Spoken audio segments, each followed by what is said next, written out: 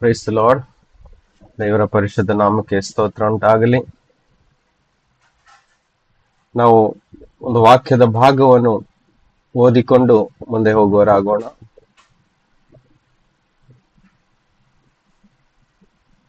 ಮಾರ್ಕನ ಸುವಾರ್ತೆ 9ನೇ ಅಧ್ಯಾಯ.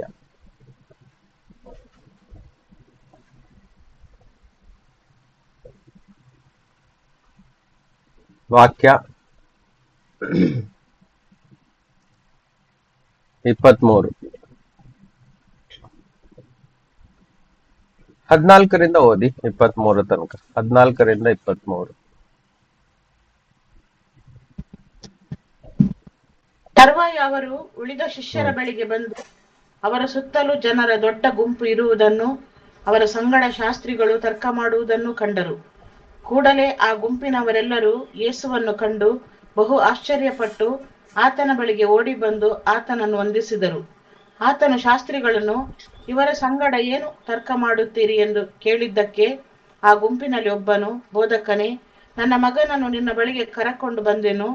ಅವನಿಗೊಂದು ಮೂಗದೆವ್ವ ಹಿಡಿದಿದೆ. ಅದು ಎಲ್ಲಿ ಅವನ ಮೇಲೆ ಬಂದರೂ ಅವನನ್ನು ಕೆಡವುತ್ತದೆ. ಆಗ ಅವನು ನೊರೆ ಸುರಿಸುತ್ತಾ ಕರಕರನೆ ಹಲ್ಲು ಕಡಿಯುತ್ತಾ ಕುಂದಿ ಹೋಗುತ್ತಾನೆ. ಅದನ್ನು ಬಿಡಿಸಬೇಕೆಂದು ನಿನ್ನ ಶಿಷ್ಯರಿಗೆ ಕೇಳಿಕೊಂಡೆ, ಅವರ ಕೈಯಿಂದ ಆಗದೆ ಹೋಯಿತು ಎಂದು ಉತ್ತರ ಕೊಟ್ಟನು. ಅದಕ್ಕಾತನು, ಎಲ್ಲಾ ನಂಬಿಕೆ ಇಲ್ಲದಂತ ಸಂತಾನವೇ, ನಾನು ಇನ್ನೆಷ್ಟು ದಿನ ನಿಮ್ಮ ಸಂಗಡ ಇರಲಿ? ಇನ್ನೆಷ್ಟು ದಿನ ನಿಮ್ಮನ್ನು ಸಹಿಸಿಕೊಳ್ಳಲಿ? ಅವನನ್ನು ನನ್ನ ಬಳಿಗೆ ತೆಗೆದುಕೊಂಡು ಬನ್ನಿರಿ ಅನ್ನಲು ಅವನನ್ನು ಆತನ ಬಳಿಗೆ ತೆಗೆದುಕೊಂಡು ಬಂದರು. ಆತನನ್ನು ಕಂಡ ಕೂಡಲೇ ಆ ದೆವ್ವವು ಅವನನ್ನು ಬಹಳವಾಗಿ ಒದ್ದಾಡಿಸಲು ಅವನು ನೆಲಕ್ಕೆ ಬಿದ್ದು ನೊರೆ ಸುರಿಸುತ್ತಾ ಹೊರಳಾಡಿದನು. ಯೇಸು ಅವನ ತಂದೆಯನ್ನು, ಇದು ಇವನಿಗೆ ಬಂದು ಎಷ್ಟು ದಿನವಾಯಿತು ಎಂದು ಕೇಳಿದಾಗ ಅವನು, ಚಿಕ್ಕಂದಿನಲ್ಲಿಯೇ ಬಂದಿದೆ ಮತ್ತು ಇವನನ್ನು ಕೊಲ್ಲಬೇಕೆಂದು ಆಗಾಗ್ಗೆ ಬೆಂಕಿಯಲ್ಲಿಯೂ ನೀರಿನಲ್ಲಿಯೂ ಕೆಡವಿತು. ನಿನ್ನ ಕೈಲಿ ಏನಾದರೂ ಆಗುವ ಹಾಗಿದ್ದರೆ ನಮ್ಮ ಮೇಲೆ ಕರುಣೆ ಇಟ್ಟು ನಮಗೆ ಸಹಾಯ ಮಾಡು ಅಂದನು. ಯೇಸು ಅವನಿಗೆ, ನಿನ್ನ ಕೈಲಿ ಆಗುವ ಹಾಗಿದ್ದರೆ ಅನ್ನುತ್ತೀಯೋ? ನಂಬುವವನಿಗೆ ಎಲ್ಲಾ ಆಗುವುದು ಎಂದು ಹೇಳಿದನು. ಆಮೇನ್. ಸಾಕು ನೋಡಿ. 22ನೇ ವಾಕ್ಯ ನೋಡಬಹುದು. ಆ ಹುಡುಗನನ್ನು ಯೇಸುವಿನ ಮುಂದೆ ತಂದು ಅವರು ಎಲ್ಲ ಡೀಟೇಲ್ಸ್ ಅನ್ನು ಹೇಳ್ತಾ ಇದ್ದಾರೆ. ಏನಂತ, ಇವನನ್ನು ಕೊಲ್ಲಬೇಕೆಂದು ಆಗಾಗ್ಗೆ ಬೆಂಕಿಯಲ್ಲಿಯೂ ನೀರಿನಲ್ಲಿಯೂ ಕೆಡವುತ್ತಿತ್ತು ಆ ದೆವ್ವ. ಹೌದಾ? ನಿನ್ನ ಕೈಲಿ ಏನಾದ್ರೂ ಆಗುವ ಹಾಗಿದ್ರೆ ನಮ್ಮ ಮೇಲೆ ಕರುಣೆ ಇಟ್ಟು ನಮಗೆ ಸಹಾಯ ಮಾಡು ಅಂದನು. ನೋಡಿ, ಆ ವ್ಯಕ್ತಿಯಲ್ಲಿ ಗೊತ್ತಿಲ್ಲ, ಆ ವ್ಯಕ್ತಿಗೆ ಏನು ಅಂತ. ಯೇಸು ಆ ದೆವ್ವವನ್ನು ಬಿಡಿಸ್ತಾರೋ ಇಲ್ಲ ಅನ್ನೋದು ಗೊತ್ತಿರ್ಲಿಲ್ಲ.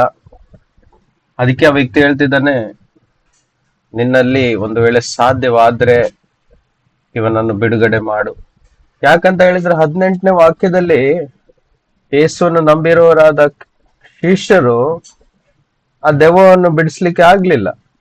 18ನೇ ವಾಕ್ಯವನ್ನು ನೋಡುವ, ಅವನಿಗೊಂದು ಮೂಗದೆವ್ವ ಹಿಡಿದಿದೆ. ಅದು ಎಲ್ಲಿ ಅವನ ಮೇಲೆ ಬಂದರೂ ಅವನನ್ನು ಕೆಡವುತ್ತದೆ. ಆಗ ಅವನು ನೊರೆ ಸುರಿಸುತ್ತಾ ಕರಕರನೆ ಹಲ್ಲು ಕಡಿಯುತ್ತಾ ಕೊಂದಿ ಹೋಗುತ್ತಾನೆ. ಅದನ್ನು ಬಿಡಿಸಬೇಕೆಂದು ನಿನ್ನ ಶಿಷ್ಯರಿಗೆ ಹೇಳಿಕೊಂಡೆ, ಅವರ ಕೈಯಿಂದ ಆಗದೆ ಹೋಯಿತು ಎಂದು ಉತ್ತರ ಕೊಟ್ಟನು. ನೋಡಿ, ಯೇಸುವನ್ನು ನಂಬಿರೋರಾದ ಶಿಷ್ಯರಿಗೂ ಸಹ ಆ ದೆವ್ವವನ್ನು ಬಿಡಿಸ್ಲಿಕ್ಕೆ ಸಾಧ್ಯವಾಗ್ಲಿಲ್ಲ. ಯೇಸುವಿನ ಜೊತೆಗಿದ್ದವರು, ಯೇಸುವನ್ನು ಹಿಂಬಾಲಿಸಿದವರು, ಯೇಸುವಿನಿಂದ ಅನೇಕ ಸ್ವರ್ಗ ರಾಜ್ಯದ ಸತ್ಯಗಳನ್ನು ತಿಳಿದುಕೊಂಡವರು, ದೆವ್ವಗಳನ್ನು ಬಿಡಿಸುವ ಅಧಿಕಾರಗಳನ್ನು ಹೊಂದಿ ಅವರು ಸೇವೆಗೋಸ್ಕರ ಹೋದಾಗ ಅಲ್ಲಿ ದೆವ್ವವನ್ನು ಬಿಡಿಸ್ಲಿಕ್ಕೆ ಆಗಿಲ್ಲ. ಪ್ರತ್ಯೇಕವಾಗಿ ಈ ಒಂದು ದೆವ್ವ, ಬೇರೆ ಅನೇಕ ದೆವ್ವಗಳನ್ನು ಓಡಿಸಿರ್ಬೋದು, ಆದ್ರೆ ಈ ಒಂದು ದೆವ್ವ ಕಠಿಣವಾಗಿತ್ತು. ಅದಕ್ಕೋಸ್ಕರ ಅವರ ಹತ್ರ ಆಗಿಲ್ಲ ಅನ್ನೋದು ಈ ವಾಕ್ಯದ ಮೂಲಕ ನಮಗೆ ಸ್ಪಷ್ಟವಾಗಿ ತಿಳಿಲಿಕ್ಕೆ ಸಿಗ್ತದೆ. ನಮ್ಮ ಜೀವನದಲ್ಲಿ ಸಹ ಅದೇ ರೀತಿ ನೋಡಬಹುದು. ನಾವು ಸಹ ಯೇಸು ಕ್ರಿಸ್ತನ ಶಿಷ್ಯರಾಗಿದ್ದೇವೆ, ಯೇಸುವನ್ನು ನಂಬಿದ್ದೇವೆ. ನಮ್ಮ ಜೀವನದಲ್ಲಿ ಅನೇಕ ವಾಕ್ಯಗಳು ಇದ್ದಾವೆ. ನಾವು ಸಹ ಅನೇಕ ವರ್ಷಗಳಿಂದ ಯೇಸುವನ್ನೇ ನಂಬಿ ಆತನನ್ನ ಹಿಂಬಾಲಿಸ್ತಾ ಇದ್ದೇವೆ. ನಾವು ಹಾಗಾದ್ರೆ ಯೇಸುವಿನ ಶಿಷ್ಯರಾಗಿದ್ದೇವೆ. ಆತನನ್ನು ನಂಬಿ ದೀಕ್ಷಾ ಸ್ನಾನ ಮಾಡಿಸಿಕೊಂಡು ಆತನ ವಾಕ್ಯವನ್ನು ಅನುಸರಿಸುವರೆಲ್ಲರೂ ಯೇಸುವಿನ ಶಿಷ್ಯರಾಗಿದ್ದಾರೆ. ನೆನಪಲ್ಲಿ ಇಟ್ಕೊಳ್ಳೋಣ. ಸೊ ಯೇಸುವನ್ನು ಹಿಂಬಾಲಿಸುವಂತ ಆತನ ಶಿಷ್ಯರುಗಳಾದ ನಾವುಗಳು ಇವತ್ತು ಸಹ ಈ ಒಂದು ಪರಿಸ್ಥಿತಿಯಲ್ಲಿ ಒಳಗಾಗ್ತಾ ಇದ್ದೀವಿ. ಏನು? ನಂಬಿಕೆ ಇದೆ, ವಾಕ್ಯ ಇದೆ, ಯೇಸು ಇದ್ದಾರೆ ಅಂತ ಗೊತ್ತುಂಟು, ಯೇಸು ಗುಣಪಡಿಸ್ತಾರೆ ಅಂತ ಗೊತ್ತುಂಟು, ಬಿಡುಗಡೆ ಮಾಡ್ತಾರಂತ ಗೊತ್ತುಂಟು, ಯೇಸು ಸಹಾಯ ಮಾಡ್ತಾರೆ ಅಂತ ಗೊತ್ತುಂಟು, ಯೇಸು ಅವಶ್ಯಕತೆಗಳನ್ನು ಪೂರೈಸ್ತಾರೆ ಅಂತ ಸಹ ನಮಗೆ ತಿಳಿದಿದೆ ಅಲ್ವಾ?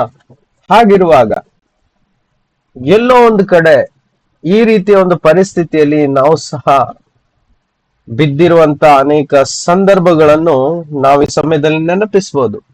ಅಯ್ಯೋ, ನಾನು ಸಹ ಯೇಸುವನ್ನೇ ನಂಬಿದ್ದೇನೆ, ಯೇಸುವನ್ನೇ ಹಿಂಬಾಲಿಸಿದ್ದೇನೆ, ಆದರೂ ಸಹ ನನ್ನ ಜೀವನದಲ್ಲಿ ಕೆಲವೊಂದು ಪ್ರಾರ್ಥನೆಗಳನ್ನು ದೀರ್ಘ ಸಮಯದಿಂದ ಮಾಡಿ ಬಂದರೂ ಸಹ ಯಾಕೆ ಅದಕ್ಕೆ ಉತ್ತರ ಸಿಗ್ತಾ ಇಲ್ಲ? ಯಾಕೆ ದೇವರು ಅದ್ಭುತಗಳನ್ನು ನಡೆಸ್ತಾ ಇಲ್ಲ? ನನ್ನ ಜೀವನದಲ್ಲಿ ಯಾಕೆ ಈ ಒಂದು ಕಷ್ಟ ಅನ್ನೋದು ಪ್ರಶ್ನೆಗಳು ಉಂಟಾಗ್ತದೆ. ಕ್ರಿಸ್ತನಲ್ಲಿ ಇದ್ದುಕೊಂಡು ಸಹ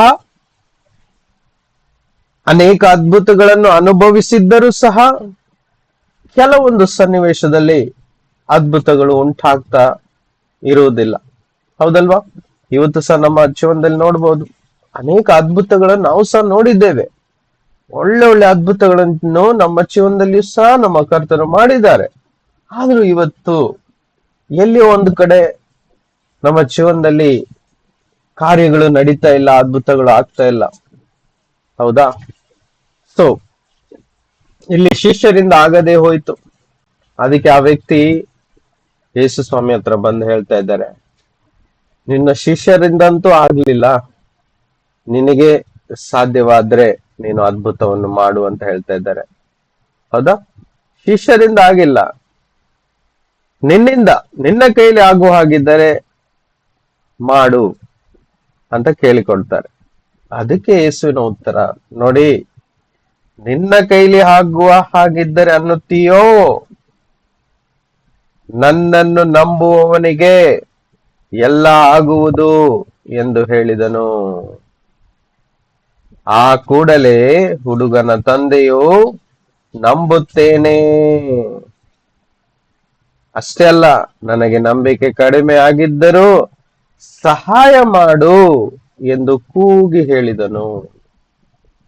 ನೋಡಿ, ಆ ಹುಡುಗನ ತಂದೆಯಲ್ಲಿ ನಮ್ರತೆ ಇತ್ತು ನೋಡಿ, ತಗ್ಗಿಸಿಕೊಳ್ಳುವ ಸ್ವಭಾವವನ್ನು ನೋಡಿ.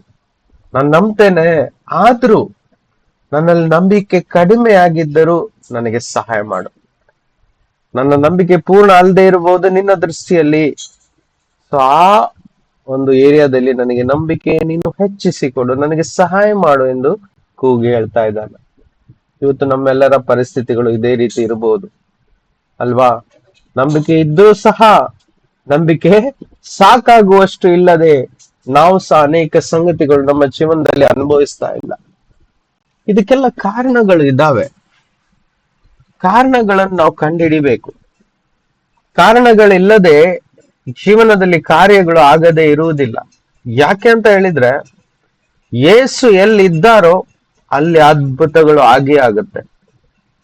ಒಂದು ವೇಳೆ ಯೇಸು ಇದ್ದು ಸಹ ಅದ್ಭುತ ಆಗಿಲ್ಲ ಅಂದ್ರೆ ಅದಕ್ಕೆ ಕಾರಣ ಉಂಟು. ಇಲ್ಲಿ ನೋಡಿ, ಆ ವ್ಯಕ್ತಿಗೆ ನಂಬಿಕೆ ಕಡಿಮೆ ಇತ್ತು. ಅವನು ಹೇಳ್ತಾನೆ, ನಾನು ನಂಬ್ತೀನಿ, ಆದ್ರೂ ನನಗೆ ಸಹಾಯ ಮಾಡು, ಜಾಸ್ತಿಯಾಗಿ ನಿನ್ನ ನಂಬಲಿಕ್ಕೋಸ್ಕರ. ನನಗೆ ಗೊತ್ತಿಲ್ಲ ನನ್ನ ನಂಬಿಕೆ ಯಾವ ಸ್ಟೇಜ್ ಅಲ್ಲಿ ಇದೆ ಅಂತ ಕೇಳಿದಕ್ಕೆ ಸ್ವಾಮಿ ಏನ್ ಮಾಡ್ತಾರೆ, ಮುಂದೆ 25ನೇ ವಾಕ್ಯದಲ್ಲಿ, ಜನರ ಗುಂಪು ಓಡಿ ಬರುವುದನ್ನು ಕಂಡು ಆ ದೆವ್ವವನ್ನು ಗದರಿಸಿ, ಎಲೆ ಕಿವುಡಾದ ಮೂಗದೆವ್ವವೇ, ಇವನನ್ನು ಬಿಟ್ಟು ಹೋಗು, ಇನ್ನು ಮುಂದೆ ಹಿಡಿಯಬೇಡವೆಂದು ನಾನು ನಿನಗೆ ಅಪ್ಪಣೆ ಕೊಡುತ್ತೇನೆ ಅಂದನು. ಆಗ ಅದು ಅಬ್ಬರಿಸಿ ಅವನನ್ನು ಒದ್ದಾಡಿಸಿ ಬಿಟ್ಟು ಹೋಯಿತು. ಮುಂದೆ ಏನಾಯ್ತು ನಮಗೆ ಗೊತ್ತಿದೆ ಅಲ್ವಾ? ಯೇಸು ಕಮಾಂಡ್ ಮಾಡಿದ ಕೂಡಲೇ, ಗದರಿಸಿದ ಕೂಡಲೇ ಆ ದೆವ್ವ ಬಿಟ್ಟು ಹೋಯ್ತು. ರೈಟ್? ಹಾಗಾದ್ರೆ ಇವತ್ತು ನಾವು ತಿಳ್ಕೊಳ್ಬೇಕಾದ ಸಂಗತಿ, ನಾವು ಸಹ ಯೇಸುವಿನ ಶಿಷ್ಯರುಗಳು, ನಮ್ಮ ಜೀವನದಲ್ಲಿ ಅದ್ಭುತಗಳನ್ನು ನೋಡಿದ್ದೇವೆ, ಆದ್ರೆ ಇವತ್ತು ನಾವು ಹೈಯರ್ ಸ್ಟೇಜ್ ಅಲ್ಲಿ ಎಕ್ಸಾಮ್ ಅನ್ನು ಪಾಸ್ ಮಾಡ್ಕೊಳ್ಳಿಕ್ಕೆ ಕಷ್ಟ ಪಡ್ತಾ ಇದ್ದೇವೆ. ಇನಿಷಿಯಲ್ ಸ್ಟೇಜ್ ಅಲ್ಲಿ ಅಂದ್ರೆ ನಾವು ನಂಬಿಕೆಯಲ್ಲಿ ಚಿಕ್ಕವರಿದ್ದಾಗ ಅಥವಾ ನಂಬಿಕೆಯಲ್ಲಿ ಹೊಸಬರಾಗಿದ್ದಾಗ ಅನೇಕ ಅದ್ಭುತಗಳನ್ನು ನೋಡಿದ್ದೇವೆ. ಯೇಸು ಸ್ವಾಮಿ ಮಾಡಿದ್ದಾರೆ ಅದ್ಭುತಗಳನ್ನು, ನಾವು ಮಾಡಿದ ಪ್ರಾರ್ಥನೆಗಳನ್ನೆಲ್ಲ ಕೇಳಿದ್ದಾರೆ, ಉತ್ತರಗಳನ್ನು ಕೊಟ್ಟಿದ್ದಾರೆ. ಆದ್ರೆ ಇವತ್ತು ಯಾಕೆ ಆಗ್ತಾ ಇಲ್ಲ? ಅನೇಕ ವರ್ಷಗಳು ಕಳೆಯಿತು, ಆದ್ರೆ ಇವತ್ತು ನಮ್ಮ ಪ್ರಾರ್ಥನೆಗಳಲ್ಲಿ ಅನೇಕ ಪ್ರಾರ್ಥನೆಗಳು ಕೇಳಲ್ಪಡ್ತಾ ಇಲ್ಲ. ಯಾಕೆ ಅನ್ನುವ ಪ್ರಶ್ನೆಗಳು ಸಹಜವಾಗಿ ಎಲ್ಲರ ಜೀವನದಲ್ಲೂ ಇದೆ. ಹೌದಾ? ನೋಡಿ, ಯೇಸ್ವಾಮಿ ಏನ್ ಆಸೆ ಪಡ್ತಾ ಇದ್ದಾರೆ ಅಂತ ಹೇಳಿದ್ರೆ, ನಮ್ಮ ಜೀವನದಲ್ಲಿ ಅವರು ತನ್ನ ಬಗ್ಗೆ ಇರುವಂತ ಎಲ್ಲ ಸತ್ಯಗಳನ್ನು ಈ ಭೂಮಿಗೋಸ್ಕರ ಅವರು ಪ್ರಕಟಪಡಿಸಿದ್ದಾರೆ. ಪ್ರತಿಯೊಂದು ಪ್ರಶ್ನೆಗಳ ಉತ್ತರಗಳನ್ನು ಪ್ರಕಟಪಡಿಸಿದ್ದಾರೆ. ಆ ಉತ್ತರಗಳೆಲ್ಲವೂ ಆತನ ವಾಕ್ಯದಲ್ಲಿ ಶೇಖರಿಸಲ್ಪಟ್ಟಿದೆ. ಆ ಉತ್ತರಗಳನ್ನೆಲ್ಲ ನಾವು ಓದಿದ್ದೇವೆ, 1, 2, 3 ಅನೇಕ ಸಲ ಓದಿದ್ದೇವೆ, ತಿಳ್ಕೊಂಡಿದ್ದೇವೆ. ಹೌದಾ? ಆದರೂ ಯಾಕೆ ಅದ್ಭುತಗಳು ಆಗ್ತಾ ಇಲ್ಲ, ಕೆಲವೊಮ್ಮೆ ಪ್ರಾರ್ಥನೆಗಳು ಕೇಳಲ್ಪಡುತ್ತಿಲ್ಲ ಅಂತ ಹೇಳಿದ್ರೆ ಇದಕ್ಕೆ ಉತ್ತರ ನಾವು ಕಂಡುಹಿಡಿಬೇಕು. ಯೇಸು ಪಾರ್ಶಾಲಿಟಿ ಮಾಡಲ್ಲ. ಯೇಸು ನಾವು ಹೊಸಬರಿದ್ದಾಗ ಅದ್ಭುತಗಳನ್ನು ಮಾಡಿದ್ರು, ಈಗ ಮಾಡಲ್ಲ ಅಂತ ನಾವು ತಿಳ್ಕೊಂಡು ಅಯ್ಯೋ ಯೇಸ್ವಾಮಿ ಯಾಕೆ ಹಾಗೆ ಮಾಡ್ತಾ ಇದ್ದಾರೆ ಅಂತ ಹೇಳಿದ್ರೆ ಯೇಸು ತಪ್ಪು ಮಾಡ್ತಾ ಇಲ್ಲ. ಅವರು ನಿನ್ನೆ ಇದ್ದ ಹಾಗೆ ಇವತ್ತು ಮತ್ತು ಭವಿಷ್ಯದಲ್ಲೂ ಒಂದೇ ತರ ಆಗಿರುವ ದೇವರು. ಆಮೇಲೆ ಹಾಗಿರುವಾಗ ಯೇಸು ಬದಲಾಗಿಲ್ಲ, ಯೇಸುವಿನ ವಾಕ್ಯಗಳು ಬದಲಾಗಿಲ್ಲ, ಯೇಸುವಿನ ಅದ್ಭುತ ಶಕ್ತಿಯು ಬದಲಾಗಿಲ್ಲ, ಯೇಸುವಿನ ಸಾಮರ್ಥ್ಯವು ಬದಲಾಗಿಲ್ಲ. ಯೇಸು ನಿನ್ನೆ ಇದ್ದ ಹಾಗೆ ಇವತ್ತು ನಾಳೆಯೂ ಎಲ್ಲಾ ಕಾಲದಲ್ಲಿಯೂ ಅವರು ಒಂದೇ ಸಮಾನ ಇರ್ತಾರೆ. ಮನುಷ್ಯನ ಆಲೋಚನೆಗಳು ಬದಲಾಗ್ತದೆ, ಮನುಷ್ಯನ ವಿಚಾರಗಳು ಬದಲಾಗ್ತದೆ, ಮನುಷ್ಯನ ಸ್ವಭಾವಗಳು ಬದಲಾಗ್ತದೆ, ಮನುಷ್ಯನು ಸ್ವತಃ ಬದಲಾಗ್ತಾ ಇರ್ತಾನೆ, ಮನುಷ್ಯನ ಮಾತುಗಳು ಬದಲಾಗ್ತದೆ. ಇವತ್ತು ಹೇಳಿದ ಮಾತುಗಳನ್ನು ಅವನು ನಾಳೆ ಮರ್ತು ಬಿಟ್ಟು ತಾನು ಹೇಳಿದ್ದನ್ನು ಮರೆತು ಹೋಗ್ಬಿಡ್ತಾನೆ. ಯಾರಿಗಾದ್ರೂ ವಾಗ್ದಾನ ಮಾಡಿಬಿಟ್ಟು ನಾನು ಈ ಒಂದು ಕೆಲಸವನ್ನು ಮಾಡಿಕೊಡ್ತೀನಿ, ಸಹಾಯ ಮಾಡ್ತೀನಿ ಎನ್ನುವಂತ ವ್ಯಕ್ತಿ ನಾಳೆ ಮರ್ತು ಬಿಟ್ಟು ತನ್ನ ಜೀವನದಲ್ಲಿ ಬ್ಯುಸಿ ಆಗಿರ್ತಾನೆ. ಯಾಕೆಂದ್ರೆ ಅವನು ಮನುಷ್ಯ. ಆದ್ರೆ ಮರಿಲಿಕ್ಕೆ ನಮ್ಮ ಕರ್ತನು ಮನುಷ್ಯನಲ್ಲ. ಆತನು ಸದಾ ಕಾಲ ನೆನಪಲ್ಲಿಟ್ಟುಕೊಳ್ಳುವ ದೇವರು. ವಾಗ್ದಾನಗಳನ್ನು ಮಾಡಿದ್ದರೆ ಅದನ್ನು ಪೂರೈಸಲಿಕ್ಕೆ ಸಿದ್ಧನಾಗಿರುವ ಕರ್ತನಾಗಿದ್ದಾರೆ. ಹೌದಾ? ವಾಗ್ದಾನಗಳು ದೇವರಿಗೆ ತನ್ನ ರಾಜ್ಯದಲ್ಲಿ ತನಗೋಸ್ಕರ ಅವಶ್ಯಕತೆ ಇಲ್ಲ. ವಾಗ್ದಾನಗಳೆಂಬುದನ್ನು ಮಾಡಿದ್ದೇ ಮನುಷ್ಯರಿಗೋಸ್ಕರ. ಹೌದಲ್ವಾ ಹೇಳಿ? ವಾಗ್ದಾನಗಳು ದೇವರಿಗೆ ಬೇಕಾ ಅಥವಾ ಮನುಷ್ಯನಿಗೆ ಬೇಕಾ? ಮನುಷ್ಯನಿಗೆ ಬೇಕು. ದೇವರು ಸಂಪೂರ್ಣನಾಗಿದ್ದಾನೆ, ಆತನು ಸರ್ವಶಕ್ತನಾಗಿದ್ದಾನೆ, ಆತನಲ್ಲಿ ಏನು ಕೊರತೆ ಇಲ್ಲ. ಹಾಗಾದ್ರೆ ವಾಗ್ದಾನಗಳು, ಪ್ರಾಮಿಸಸ್ಗಳು ಯಾರಿಗೆ? ಮನುಷ್ಯನಿಗೆ ಅವಶ್ಯಕತೆ ಇದೆ. ಹೌದಾ? ಅವಶ್ಯಕತೆಗಳಿರುವುದು ಮನುಷ್ಯನಿಗೆ. ಹಾಗಾದ್ರೆ ಕೊಡ್ಲಿಕ್ಕೆ ಇರುವಂತವರು ಕರ್ತನು, ನಮ್ಮ ತಂದೆಯಾದ ದೇವರು. ಹಾಗಾದ್ರೆ ನಾವು ಇವತ್ತು ತಿಳ್ಕೊಳ್ಳೋಣ, ನಮ್ಮಲ್ಲಿ ಯಾಕೆ ಮತ್ತೆ ನಾವು ಭಯದಲ್ಲಿ ಬಿದ್ದು ಹೋಗ್ತೀವಿ? ಕೆಲವೊಮ್ಮೆ ಏನು ಆಗಿಲ್ಲ ಅಂತ ನಿರಾಸೆಯಲ್ಲಿ ಬಿದ್ದು ಹೋಗ್ತೀವಿ. ಯಾಕೆ ಅಂತ ಪ್ರಶ್ನೆಗಳು ಬರುವಾಗ ದಯವಿಟ್ಟು ಗಮನದಲ್ಲಿ ಅರ್ಥ ಮಾಡ್ಕೊಳ್ಳಿಕ್ಕೆ ಪ್ರಯತ್ನ ಪಡಿ, ಗಮನದಲ್ಲಿಡಿ. ಆತನ ವಾಕ್ಯಗಳು ಜೀವವುಳ್ಳದ್ದು, ಅದು ಕ್ರಿಯೆ ಮಾಡುವಂಥದ್ದು, ಅದು ಸಜೀವವುಳ್ಳದ್ದು, ಅದು ಮನುಷ್ಯನ ಆಲೋಚನೆಗಳನ್ನು ಮತ್ತು ಮನುಷ್ಯನ ಶರೀರವನ್ನು, ಹೃದಯವನ್ನು ನೂಕಿ ಹೋಗುವುದು. ಅಂದ್ರೆ ಅದನ್ನು ಸೀಳಿಕೊಂಡು ಒಳಗಡೆ ಪ್ರವೇಶಿಸುವಂತ ಶಕ್ತಿ ಇರುವುದು ಕೇವಲ ವಾಕ್ಯಕ್ಕೆ. ಅರ್ಥ ಆಗ್ತಿದ್ಯಾ? ಹಾಗಾದ್ರೆ ಯಾಕೆ ಆ ಭಯಗಳು ಬರ್ತಾ ಇದೆ? ಯಾಕೆ ಪ್ರಾರ್ಥನೆಗಳು ಸರಿಯಾಗಿ ಕೇಳಲ್ಪಡ್ತಾ ಇಲ್ಲ? ಯಾಕೆ ಪುನಃ ಅದ್ಭುತಗಳು ಆಗ್ತಾ ಇಲ್ಲ ಅನ್ನೋದಕ್ಕೆ ಕಾರಣ ಅಂತ ಹೇಳಿದ್ರೆ ಜೀವನದಲ್ಲಿ ಮೊದಲನೇ ದಿನಗಳಲ್ಲಿ ನಾವು ಹೊಸಬರಾಗಿದ್ದಾಗ ಅನೇಕ ಫಲಗಳನ್ನು ನಾವು ನೋಡಿದ್ದೀವಲ್ಲ ನಾವೆಲ್ಲ. ಎಲ್ರು ಕರ್ತನು ಮಾಡಿದ್ದ ಅದ್ಭುತ ಕಾರ್ಯಗಳನ್ನು ನಮ್ಮ ಜೀವನದಲ್ಲಿ ನೋಡಿದ್ದೀವಾ? ಹೌದಾದ್ರೆ ಹೌದನ್ನಿ, ಇಲ್ಲ ಅಂದ್ರೆ ಇಲ್ಲ ಅಂತ ಹೇಳಿ. ಹೌದು, ನೋಡಿದ್ದೇವೆ. ನೋಡಿದ್ದೇವೆ. ಅವರು ಮಾಡಿದಂತ ಎಲ್ಲ ಘನ ಕಾರ್ಯಗಳನ್ನು ನಾವು ಅನುಭವಿಸಿದ್ದೇವೆ, ರುಚಿಸಿ ನೋಡಿದ್ದೇವೆ ಅಲ್ವಾ? ನಾವು ರುಚಿಸಿ ನೋಡಿದ್ದೇವೆ ಅವ್ರು ಎಷ್ಟು ಒಳ್ಳೆಯವರು ಅಂತ. ಹಾಗಾದ್ರೆ ಆ ರುಚಿ ಇವತ್ತು ಯಾಕೆ ಸಿಗ್ತಾ ಇಲ್ಲ? ಅದೇ ಅಲ್ವಾ ಪ್ರಶ್ನೆ.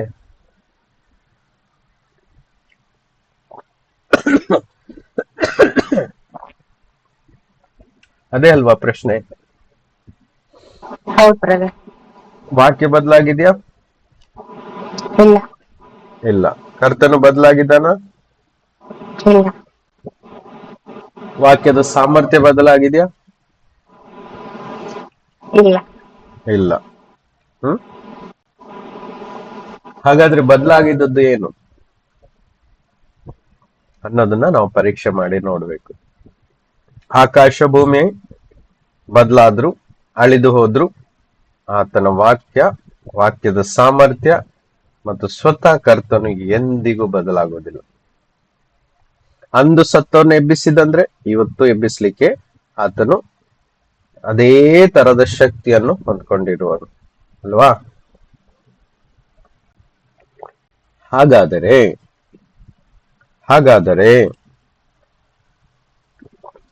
ಎಲ್ಲಿ ಬದಲಾಗಿದೆ ಅನ್ನೋದನ್ನ ನಾವು ಕಂಡುಹಿಡಿಯಬೇಕು. ಹಾಗಾದ್ರೆ ಕೊರತೆ ಇರುವುದು ಕರ್ತನಲ್ಲಿ ಅಲ್ಲ, ಆತನ ವಾಕ್ಯದಲ್ಲಿ ಅಲ್ಲ, ನಮ್ಮಲ್ಲಿಯೇ ಎಲ್ಲೋ ಒಂದು ಕಡೆ ಕೊರತೆ ಆಗಿದೆ ಎಂದು ಅರ್ಥ. Praise the Lord. ಇನ್ನೊಂದು ಉದಾಹರಣೆ ಇದ್ರ ಜೊತೆಗೆ ನಾನು ಆಡ್ ಮಾಡ್ಲಿಕ್ಕೆ ಇಷ್ಟಪಡ್ತೀನಿ. ದೋಣಿಯಲ್ಲಿ ಪ್ರಯಾಣ ಮಾಡ್ತಾ ಇದ್ರು ಶಿಷ್ಯರುಗಳು ಮತ್ತು ಯೇಸುಸ್ವಾಮಿ. ಹೌದಾ? ಯೇಸುಸ್ವಾಮಿ ಮಲ್ಕೊಂಡಿರ್ತಾರೆ, ಶಿಷ್ಯರುಗಳು ಎಚ್ಚರವಾಗಿರ್ತಾರೆ. ಸಡನ್ ಆಗಿ ಗಾಳಿ ಬೀಸ್ತದೆ, ಅಲೆಗಳು ಅಬ್ಬರಿಸ್ತದೆ, ಅವರ ದೋಣಿ ಮೇಲೆ ಕೆಳಗೆ ಆಗ್ತದೆ. ಶಿಷ್ಯರೆಲ್ಲರೂ ಭಯಭೀತರಾಗ್ತಾರೆ. ಆಗ್ತಾರೆ ಇಲ್ವಾ?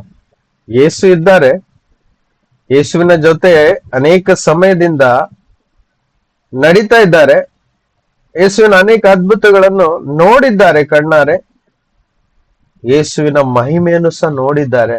ಆದ್ರೂ ಸಹ ಯೇಸು ಜೊತೆಗಿದ್ರು ಹಡಗು ಮೇಲೆ ಕೆಳಗೆ ಆಗುವಾಗ ಭಯಭೀತರಾಗ್ತಾರೆ. ಸೊ ಕಾರಣ ಮನುಷ್ಯನಲ್ಲಿ ಇರುವ ಬಲಹೀನತೆ, ಮನುಷ್ಯ ಸ್ವಭಾವ ಅನ್ನೋದಿದೆ. ಯೇಸುವಿಗೆ ಗೊತ್ತಿದೆ, ನಾವೆಷ್ಟೇ ಬಲದಿಂದ ಇರ್ಲಿ, ಏನಾದ್ರೂ ಒಂದು ಶೋಧನೆಗಳು ಬಂದಾಗ ನಾವು ಬಲಹೀನರಾಗ್ತೀವಿ. ಸೊ ಈ ಜೀವಿತ ಕೊಟ್ಟಿದ್ದೆ ಆ ಶೋಧನೆಗಳನ್ನು ಜಯಿಸ್ಲಿಕ್ಕೆ, ಶೋಧನೆಗಳನ್ನು ಮೆಟ್ಟಿ ನಿಲ್ಲಿಗೋಸ್ಕರನೇ ನಮಗೆ ಈ ಜೀವಿತವನ್ನು ಕೊಟ್ಟಿದ್ದು.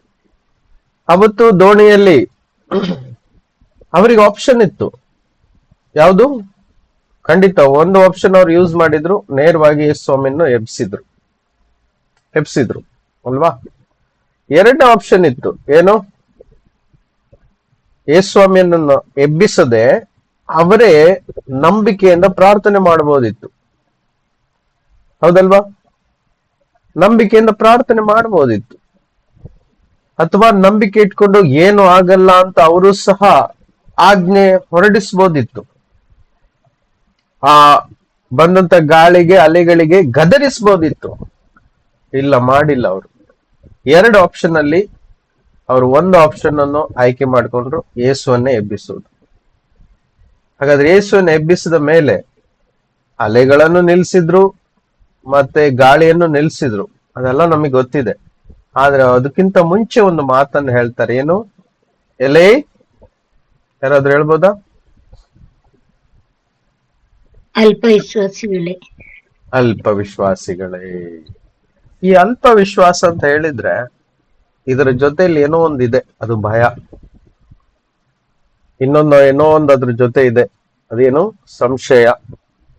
ಈ ಭಯ ಮತ್ತು ಸಂಶಯ ಮಿಕ್ಸ್ ಆಗಿ ಅಲ್ಪ ವಿಶ್ವಾಸಿಗಳಾಗೋದು. ನನ್ನನ್ನೆಲ್ಲ ಸೇರ್ಕೊಂಡೇ ಹೇಳ್ತಾ ಇದ್ದೀನಿ, ಆಯ್ತಾ? ನಮ್ಮೆಲ್ಲರ ಜೀವನದಲ್ಲಿ ಇದೇ ಆಗ್ತಾ ಇರುತ್ತೆ. ಸಂದರ್ಭ ಪರಿಸ್ಥಿತಿಗಳನ್ನು ಕಂಡು ನಾವು ಸಂಶಯ ಪಡ್ತೀವಿ, ಭಯ ಪಡ್ತೀವಿ. ಒಂದು ಕಡೆ ವಾಕ್ಯ ಇದೆ, ಸತ್ಯ ಗೊತ್ತಿದೆ, ಆದ್ರೂ ಫಿಸಿಕಲ್ ಆಗಿ ನಾವು ಜೀವಿಸ್ತಾ ಇರುವಾಗ ಭಯ ಸಹಜವಾಗಿ ಬರ್ತದೆ. ಅದಕ್ಕೋಸ್ಕರ ಈ ವಾಕ್ಯವು ನಿರಂತರವಾಗಿ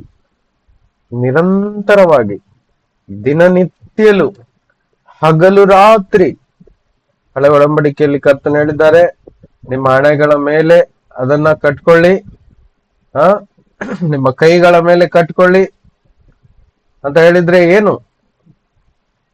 ಇವತ್ತೇನದು? ನಮ್ಮ ತಲೆಯೊಳಗೆ ಅಂದ್ರೆ ನಮ್ಮ ಹೃದಯದಲ್ಲಿ, ನಮ್ಮ ಆಲೋಚನೆಯಲ್ಲಿ ನಿರಂತರ ವಾಕ್ಯಗಳು ಹರಿತಾ ಇರಬೇಕು.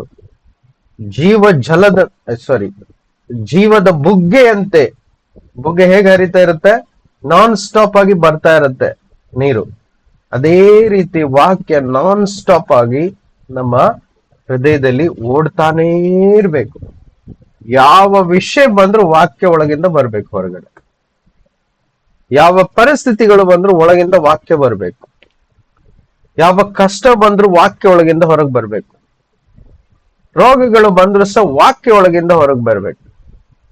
ಯೇಸುವಿನ ನಾಮದಲ್ಲಿ ರೋಗ ಹೋಗ್ತದೆ, ಯೇಸುವಿನ ನಾಮದಲ್ಲಿ ಕಷ್ಟ ಪರಿಹಾರ ಆಗ್ತದೆ, ಯೇಸುವಿನ ನಾಮದಲ್ಲಿ ಬಂಧನ ಮುರಿಯಲ್ಪಡ್ತದೆ, ಯೇಸುವಿನ ನಾಮದಲ್ಲಿ ಈ ಒಂದು ಪರಿಸ್ಥಿತಿ ದೂರ ಆಗ್ತದೆ, ಯೇಸುವಿನ ನಾಮದಲ್ಲಿ ಈ ಪ್ರಾರ್ಥನೆ ಕೇಳಲ್ಪಡ್ತದೆ, ಯೇಸುವಿನ ನಾಮದಲ್ಲಿ ಎಲ್ಲವೂ ಒಳ್ಳೇದಾಗ್ತದೆ. ವಾಕ್ಯ ನೆನಪಿಗೆ ಬಂದಾಗ ನಮಗೆ ಧೈರ್ಯ, ವಿಶ್ವಾಸ, ನಿರೀಕ್ಷೆ ಹೆಚ್ಚಾಗ್ತದೆ ಅಲ್ವಾ? ಸೊ ಅದೇ ಸ್ವಾಮಿ ಹೇಳಿದ್ರು, ಅಲ್ಪ ವಿಶ್ವಾಸಿಗಳೇ. ಪೇತ್ರನು ನೀರಲ್ಲಿ ನಡೆದ, ಆದ್ರೆ ಸ್ವಲ್ಪ ಸಮಯಕ್ಕೋಸ್ಕರ ಭಯಪಟ್ಟ. ಯೇಸು ಕೇಳಿದ್ರು, ನೀನ್ ಯಾಕೆ ಸಂದೇಹ ಪಟ್ಟೆ? ನೋಡಿ, ಈ ಸಂದೇಹದಿಂದ ಹೊರಗೆ ಬರೋ ಕೆಲಸ ನಮ್ ಕೈಲಿ ಕೊಟ್ಬಿಟ್ಟಿದ್ದಾರೆ ದೇವ್ರು. ಅದ್ಭುತ ಮಾಡೋ ಕೆಲಸ ದೇವ್ರದು. ಅದ್ಭುತ ಅವ್ರು ಮಾಡ್ತಾರೆ, ಅದು ಅಮೇಝಿಂಗ್ ಆಗಿ ಮಾಡ್ತಾರೆ. ಅದ್ಭುತ ಅಂದ್ರೆ ಆ ಅಸಾಧ್ಯವಾದದನ್ನ ಅವ್ರು ಮಾಡ್ಬಿಡ್ತಾರೆ. ನಮ್ ಕೈಯಲ್ಲಿ ಆಗಲ್ಲ ಅಸಾಧ್ಯವಾದದ್ದು, ಅದನ್ನ ಕರ್ತನು ಮಾಡ್ತಾನೆ, ಸಿದ್ಧರಿರ್ತಾರೆ. ಆದ್ರೆ ಒಂದು ಕೆಲಸ ಮಾತ್ರ ನಾವು ಮಾಡ್ಬೇಕು, ಅದು ಕರ್ತನು ಮಾಡುವುದಿಲ್ಲ. ಏನದು? ಅದಕ್ಕೋಸ್ಕರ ಪ್ರಾರ್ಥನೆ ಮಾಡ್ಬೋದು. ಅದೇನದು? ನಂಬಿಕೆ ಅಲ್ಪವಾಗಿರದೆ ಹೆಚ್ಚಿಸ್ಕೊಳ್ಳೋದು ನಮ್ಮ ಕರ್ತವ್ಯ. ನೋಡಿ, ಈ ವಾಕ್ಯದಲ್ಲಿ ಇದೇ ಬರ್ದಿದೆ. ಆತನ ಹೇಳ್ತಾನೆ, ನಾನ್ ನಂಬ್ತೇನೆ ಸ್ವಾಮಿ, ಆದ್ರೂ ನನ್ನ ನಂಬಿಕೆ ಕಡಿಮೆ ಆಗಿದ್ರೆ ನನಗೆ ಸಹಾಯ ಮಾಡು ಹೆಚ್ಚು ಮಾಡ್ಲಿಕ್ಕೆ ಅಂತ ಪ್ರಾರ್ಥನೆ ಮಾಡ್ತಾನೆ. ಈ ರೀತಿ ಪ್ರಾರ್ಥನೆ ಮಾಡುವಾಗ ಕರ್ತನ ಅದನ್ನ ಹೆಚ್ಚಿಸ್ತಾನೆ. ಆದ್ರೂ ಇದು ಹೆಚ್ಚಿಸುವ ರೀತಿ ಹೇಗೆ ಅಂತ ನಮಗೆ ಆಲ್ರೆಡಿ ತಿಳಿದಿದೆ. ನಂಬಿಕೆ ಹೇಗೆ ಹೆಚ್ಚಿಸ್ಕೊಳ್ಳೋದು? ನಮಗೆ ಒಂದು ವಿಷಯ ಗೊತ್ತಾಯ್ತು, ನಂಬಿಕೆ ಹೆಚ್ಚಿದ್ರೆ ಅದ್ಭುತಗಳು ನಡೀತಾ ಇರ್ತದೆ ಅಂತ. ನೋಡಿ, ನಾನು ಸುಮ್ಮನೆ ಮಾತಾಡ್ತಾ ಇಲ್ಲ, ನನ್ನ ಜೀವಿತದ ಸಾಕ್ಷಿಯನ್ನು ಎದುರಿಟ್ಕೊಂಡು ಮಾತಾಡ್ತಾ ಇದ್ದೀನಿ. ನಾನು ಅನೇಕ ವರ್ಷಗಳಿಂದ ಅನೇಕ ಅದ್ಭುತಗಳ ಹಿಂದೆನೆ ನಾನು ಜೀವಿಸ್ತಾ ಇದ್ದೇನೆ. ಯಾಕೆಂದ್ರೆ ಒಂದೊಂದು ಸಾಕ್ಷಿಗಳನ್ನು ನಾನು ನೋಡ್ತಾ ಕರ್ತನೇ ಕೈ ಹಿಡಿದು ನಡೆಸುವಂತ ಆ ಒಂದು ಅನುಭವದಲ್ಲಿ ಇದ್ದುಕೊಂಡೇ ನಾನು ಹೇಳ್ತಾ ಇದ್ದೇನೆ, ಕರ್ತನ್ ನಮ್ಮನ್ನು ಎಂದಿಗೂ ಕೈ ಬಿಡುವುದಿಲ್ಲ, ಖಂಡಿತವಾಗಿ ಕೈ ಬಿಡುವುದಿಲ್ಲ. ಆತನ ನಮ್ಮನ್ನು ತ್ಯಜಿಸೋದೇ ಇಲ್ಲ, ಆತನ ನಮ್ಮನ್ನು ನಿರಾಕರಿಸುವುದೇ ಇಲ್ಲ. ಎಲ್ಲಿ ತನಕ ನಾವು ಆತನ ಕೈ ಹಿಡ್ಕೊಂಡಿದ್ಯೋ ಅಲ್ಲಿ ತನಕ. ಆದರೆ ಒಂದು ವೇಳೆ ನಾವು ಕರ್ತನ ಕೈಯನ್ನು ಬಿಟ್ಟು ದೂರ ಹೋದ್ರೆ ಕರ್ತನ ಏನು ಮಾಡಕ್ಕಾಗಲ್ಲ. ಅವ್ರ ಹತ್ರ ಶಕ್ತಿ ಇದ್ರೂ ಸಹ ಅವ್ರು ವರ್ತಿಸಲ್ಲ. ಕಾರಣ, ನಾವು ಮೊದಲು ಆತನ ಹತ್ತಿರ ಬರ್ಬೇಕು, ಆತನ ಕೈಯನ್ನು ಹಿಡ್ಕೊಬೇಕು ಅಂತ ಹೇಳಿದ್ರೆ ಯೇಸುವನ್ನು ನಂಬಬೇಕು, ಯೇಸುವನ್ನು ಹಿಂಬಾಲಿಸ್ಬೇಕು, ಆತನ ಆಜ್ಞೆಗಳನ್ನು ಕೈಗೊಂಡು ನಡಿಬೇಕು. ವಾಕ್ಯ ಏನ್ ಹೇಳ್ತದೆ? ಮೊದಲು, ಇದನ್ನ ನೆನಪಲ್ಲಿ ಇಟ್ಕೊಳ್ಳಿ, ಮೊದಲು ನಾವು ದೇವರಿಗೆ ಒಳಗಾಗ್ಬೇಕು. ದೇವರು ನಮ್ಮ ಹತ್ರ ಯಾವಾಗ್ಲೂ ಬಂದ್ಬಿಟ್ಟಿತ್ತು. ಅನೇಕ ವರ್ಷಗಳ ಹಿಂದೆ ನಮ್ಮನ್ನು ಕರೆದ್ರು. ಆದ್ರೆ ಅವರ ಒಳಗಾಗ್ಬೇಕಾಗಿರೋ ಕರ್ತವ್ಯ ನಮ್ದು. ಅವರನ್ನು ನಮ್ಮ ಹೃದಯದಲ್ಲಿ ಕರೆಯುವ ಕರ್ತವ್ಯ ನಮ್ಮದು. ನಂಬಿಕೆಯನ್ನು ದೃಢವಾಗಿ ಇಟ್ಕೊಳ್ಳುವ ಕರ್ತವ್ಯ ನಮ್ಮದು. ಅರ್ಥ ಆಗ್ತಿದ್ಯಾ? ನಮಗೆ ಡ್ಯೂಟಿ ಕೊಟ್ಟಿದ್ದಾರೆ, ನಂಬಿಕೆಯಲ್ಲೇ ಜೀವಿಸ್ಬೇಕು ನಾವು. ವಾಕ್ಯ ಏನ್ ಹೇಳ್ತದೆ? ನನ್ನ ನೀತಿವಂತನು ಅಂದ್ರೆ ನನ್ನನ್ನು ಹಿಂಬಾಲಿಸುವಂತ ನೀತಿವಂತನು, ವಿಶ್ವಾಸಿಯು ನಂಬಿಕೆಯಲ್ಲೇ ಬದುಕ್ತಾನಂತೆ. ವಾಕ್ಯ ಕೇಳಿದಿರಲ್ಲ? ನನ್ನ ನೀತಿವಂತನು ನಂಬಿಕೆಯಿಂದಲೇ ಬದುಕುವನು. ನಂಬಿಕೆ ಬಿಟ್ಟು ನೀತಿವಂತನಿಗೆ ಬದುಕಲಿಕ್ಕೆ ಸಾಧ್ಯನೇ ಇಲ್ಲ. ಆ ವಾಕ್ಯ ಸಿಕ್ಕಿದ್ರೆ ಓದಿ ಎಲ್ಲಿ ಬರ್ದಿದೆ ಅಂತ.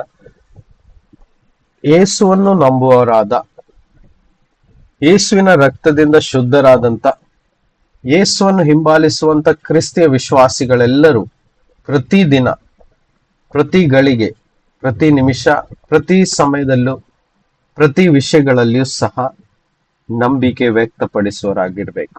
ಅದೇ ಕರ್ತನ ಆಸೆ. ನಮಗೆ ಇನ್ನೊಂದು ವಾಕ್ಯ ಗೊತ್ತುಂಟು, ನಾನು ಓದಿಸ್ತಾ ಇಲ್ಲ ನಿಮ್ಮ ಹತ್ರ, ಆದ್ರೆ ಹಾಗೆ ಹೇಳ್ತಾ ಇದ್ದೀನಿ. ಹೀಬ್ರು 11:6 ಬರೆದಿದೆ, ನಂಬಿಕೆ ಇಲ್ಲದೆ ಯಾರೂ ಸಹ ಕರ್ತನನ್ನು ಏನ್ ಮಾಡ್ಲಿಕ್ಕೆ ಸಾಧ್ಯವಿಲ್ಲ. ಯಾರಾದ್ರೂ ಹೇಳಿ. ಮೆಚ್ಚಿಸ್ಲಿಕ್ಕೆ ಮೆಚ್ಚಿಸ್ಲಿಕ್ಕೆ ಸಾಧ್ಯವಿಲ್ಲ.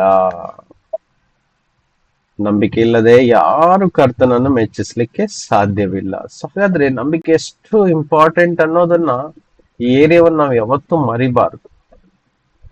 ಓಕೆ, ಇಟ್ ಈಸ್ ನಾಟ್ ಏನು, ಈ ಲೋಕದಲ್ಲಿ ಎಲ್ಲರೂ ನಂಬ್ತಾರೆ ಏನಂತ, ದೇವರಿದ್ದಾರೆ ಅಂತ ನಂಬ್ತಾರೆ, ಮತ್ತೆ ಬೇರೆ ಬೇರೆ ದೇವರುಗಳನ್ನೆಲ್ಲ ನಂಬ್ತಾರೆ.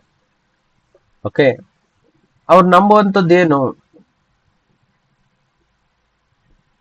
ಸತ್ಯವಾದದ್ದಲ್ಲ, ಹೌದಾ? ಅಸತ್ಯವಾದದ್ದು. ಆದ್ರೆ ನಾವು ನಂಬುವಂಥದ್ದು ಸತ್ಯವಾದದ್ದು. ಯೇಸುವೇ ಸತ್ಯ, ಅವರೇ ಮಾರ್ಗ, ಅವರೇ ಜೀವ. ಹಾಗಾದ್ರೆ ಯೇಸುವನ್ನು ನಂಬುವವರಾದವರು ಎಲ್ಲರೂ ಆ ನಂಬಿಕೆಯನ್ನು ವ್ಯಕ್ತಪಡಿಸಿದಾಗ ಮಾತ್ರ ದೇವರಿಗೆ ಮೆಚ್ಚುಗೆ ಆಗ್ತದೆ. ಅದೇನದು ನಂಬಿಕೆ? ಯೇಸು ಇದ್ದಾರೆ, ಪ್ರತಿ ಹೆಜ್ಜೆಯಲ್ಲೂ ಅವರು ಇದ್ದಾರೆ, ನನ್ನನ್ನು ಕೈ ಹಿಡಿದು ನಡೆಸಿಕೊಂಡು ಹೋಗ್ತಾ ಇದ್ದಾರೆ, ನಮ್ಮೆಲ್ಲರ ಮೇಲೆ ಮಹಾಕರುಣೆ ತೋರಿಸಿದ್ದಾರೆ, ನಮಗೆಲ್ಲ ನಿತ್ಯ ಜೀವ ಕೊಟ್ಟಿದ್ದಾರೆ, ನಮ್ಮೆಲ್ಲರನ್ನು ಆತನ ರಕ್ತದಿಂದ ತೊಳೆದಿದ್ದಾರೆ, ಆತನು ನಮ್ಮೆಲ್ಲರನ್ನು ಪ್ರೀತಿಸಿದ್ದಾನೆ.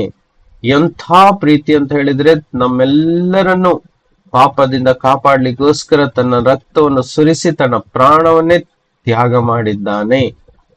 ಇದನ್ನೆಲ್ಲ ನಾವು ದಿನಾಲು ನಂಬಿ ನಮ್ಮ ಹೃದಯದಲ್ಲಿ ದೃಢವಾಗಿಟ್ಕೊಳ್ಬೇಕು. ಇದೆಲ್ಲ ಬೇಸಿಕ್ ಪ್ರಿನ್ಸಿಪಲ್ಸ್. ಓಕೆ, ಇವಾಗ ಮೇನ್ ಏರಿಯಾಕ್ಕೆ ಬರ್ತೀನಿ. ನಮ್ಮಲ್ಲಿರುವ ನಂಬಿಕೆ ಹೇಗೆ ಕಳೆದು ಹೋಗ್ತದೆ? ಸ್ವಾಮಿ ಶಿಷ್ಯರಿಗೆ ಹೇಳಿದ್ರಲ್ಲ, ಅಲ್ಪ ವಿಶ್ವಾಸಿಗಳೇ, ಏನಾಯ್ತು ಅವರಿಗೆ? ಏನೋ ಒಂದು ಕಳೆದುಕೊಂಡ್ರು ಅವರಲ್ಲಿ. ಇಲ್ಲದಿದ್ರೆ ಸ್ವಾಮಿ ಹಾಗೆ ಹೇಳ್ತಾ ಇದ್ರ? ಹೇಳಿ, ಒಮ್ಮೆ ಯೋಚನೆ ಮಾಡಿ, ಯಾಕೆ ಅಲ್ಪ ವಿಶ್ವಾಸಿಗಳೇ ಅಂತ ಹೇಳಿದ್ರು? ಅವರು ಭಯ ಬಂತು.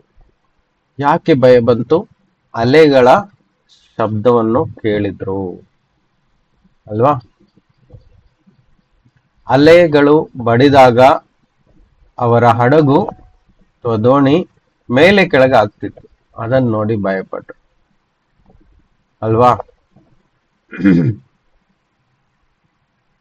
ಸೊ ಆ ಭಯ ಬರ್ಲಿಕ್ಕೆ ಕಾರಣ ಏನು? ನಂಬಿಕೆ ಕಡಿಮೆ ಆಯ್ತು.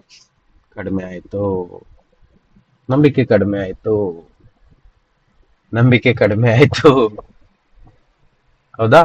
ಈ ನಂಬಿಕೆಯನ್ನು ಇವಾಗ ನಮ್ಗೆ ತಿಳಿತಾ ಇದೆ ಹಗೂರ, ಇದನ್ನ ಪ್ರಾಕ್ಟೀಸ್ ಮಾಡಬೇಕಾಗಿದೆ. ಯಾಕೆ ಅಂತ ಹೇಳ್ತೀನಿ ಕೇಳಿ. ನಮ್ಮ ಶತ್ರು ಏನ್ ಮಾಡ್ತಾನೆ? ಅವನು ಕದಿಲಿಕ್ಕೆ ಬರ್ತಾನೆ. ವಾಕ್ಯ ಗೊತ್ತಿದೆಯಲ್ಲ, ಅವನು ಕದ್ಕೊಂಡು ಹೋಗ್ತಾನೆ ಅಂತ. ವಾಕ್ಯ ಬಿತ್ತಿದ ಕೂಡಲೇ ಕದ್ಕೊಂಡು ಹೋಗ್ತಾನೆ ಅಲ್ವಾ? ಹೌದಾ? ಓಕೆ, ನಮ್ಮ ನಂಬಿಕೆಯನ್ನು ಹುಟ್ಟಿಸುವಂತದ್ದು ಏನು?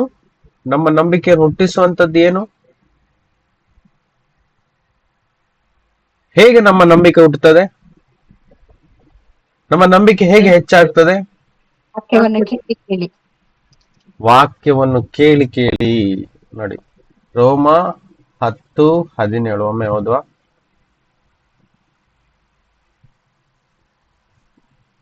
ಓದಿ.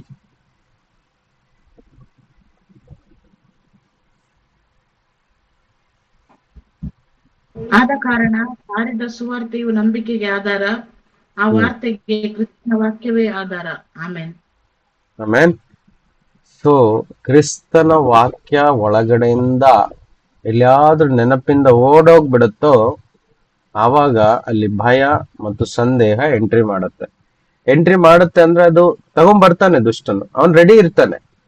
ಅವರ ಡ್ಯೂಟಿನೇ ಅದು.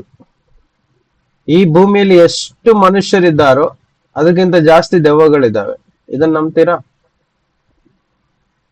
ಎಷ್ಟು 800-900 ಕೋಟಿ ಜನಗಳಿದಾರಲ್ವಾ ಭೂಮಿಯಲ್ಲಿ? ಅದಕ್ಕಿಂತ ಜಾಸ್ತಿ ದೆವ್ವಗಳಿದಾವೆ. ಇದನ್ನ ನಂಬ್ತೀರಾ? ಅದಕ್ಕಿಂತ ಜಾಸ್ತಿ ದೆವ್ವಗಳಿದ್ದಾವೆ, ಅಂದ್ರೆ ದುರಾತ್ಮಗಳಿದ್ದಾವೆ. ಹೌದಾ?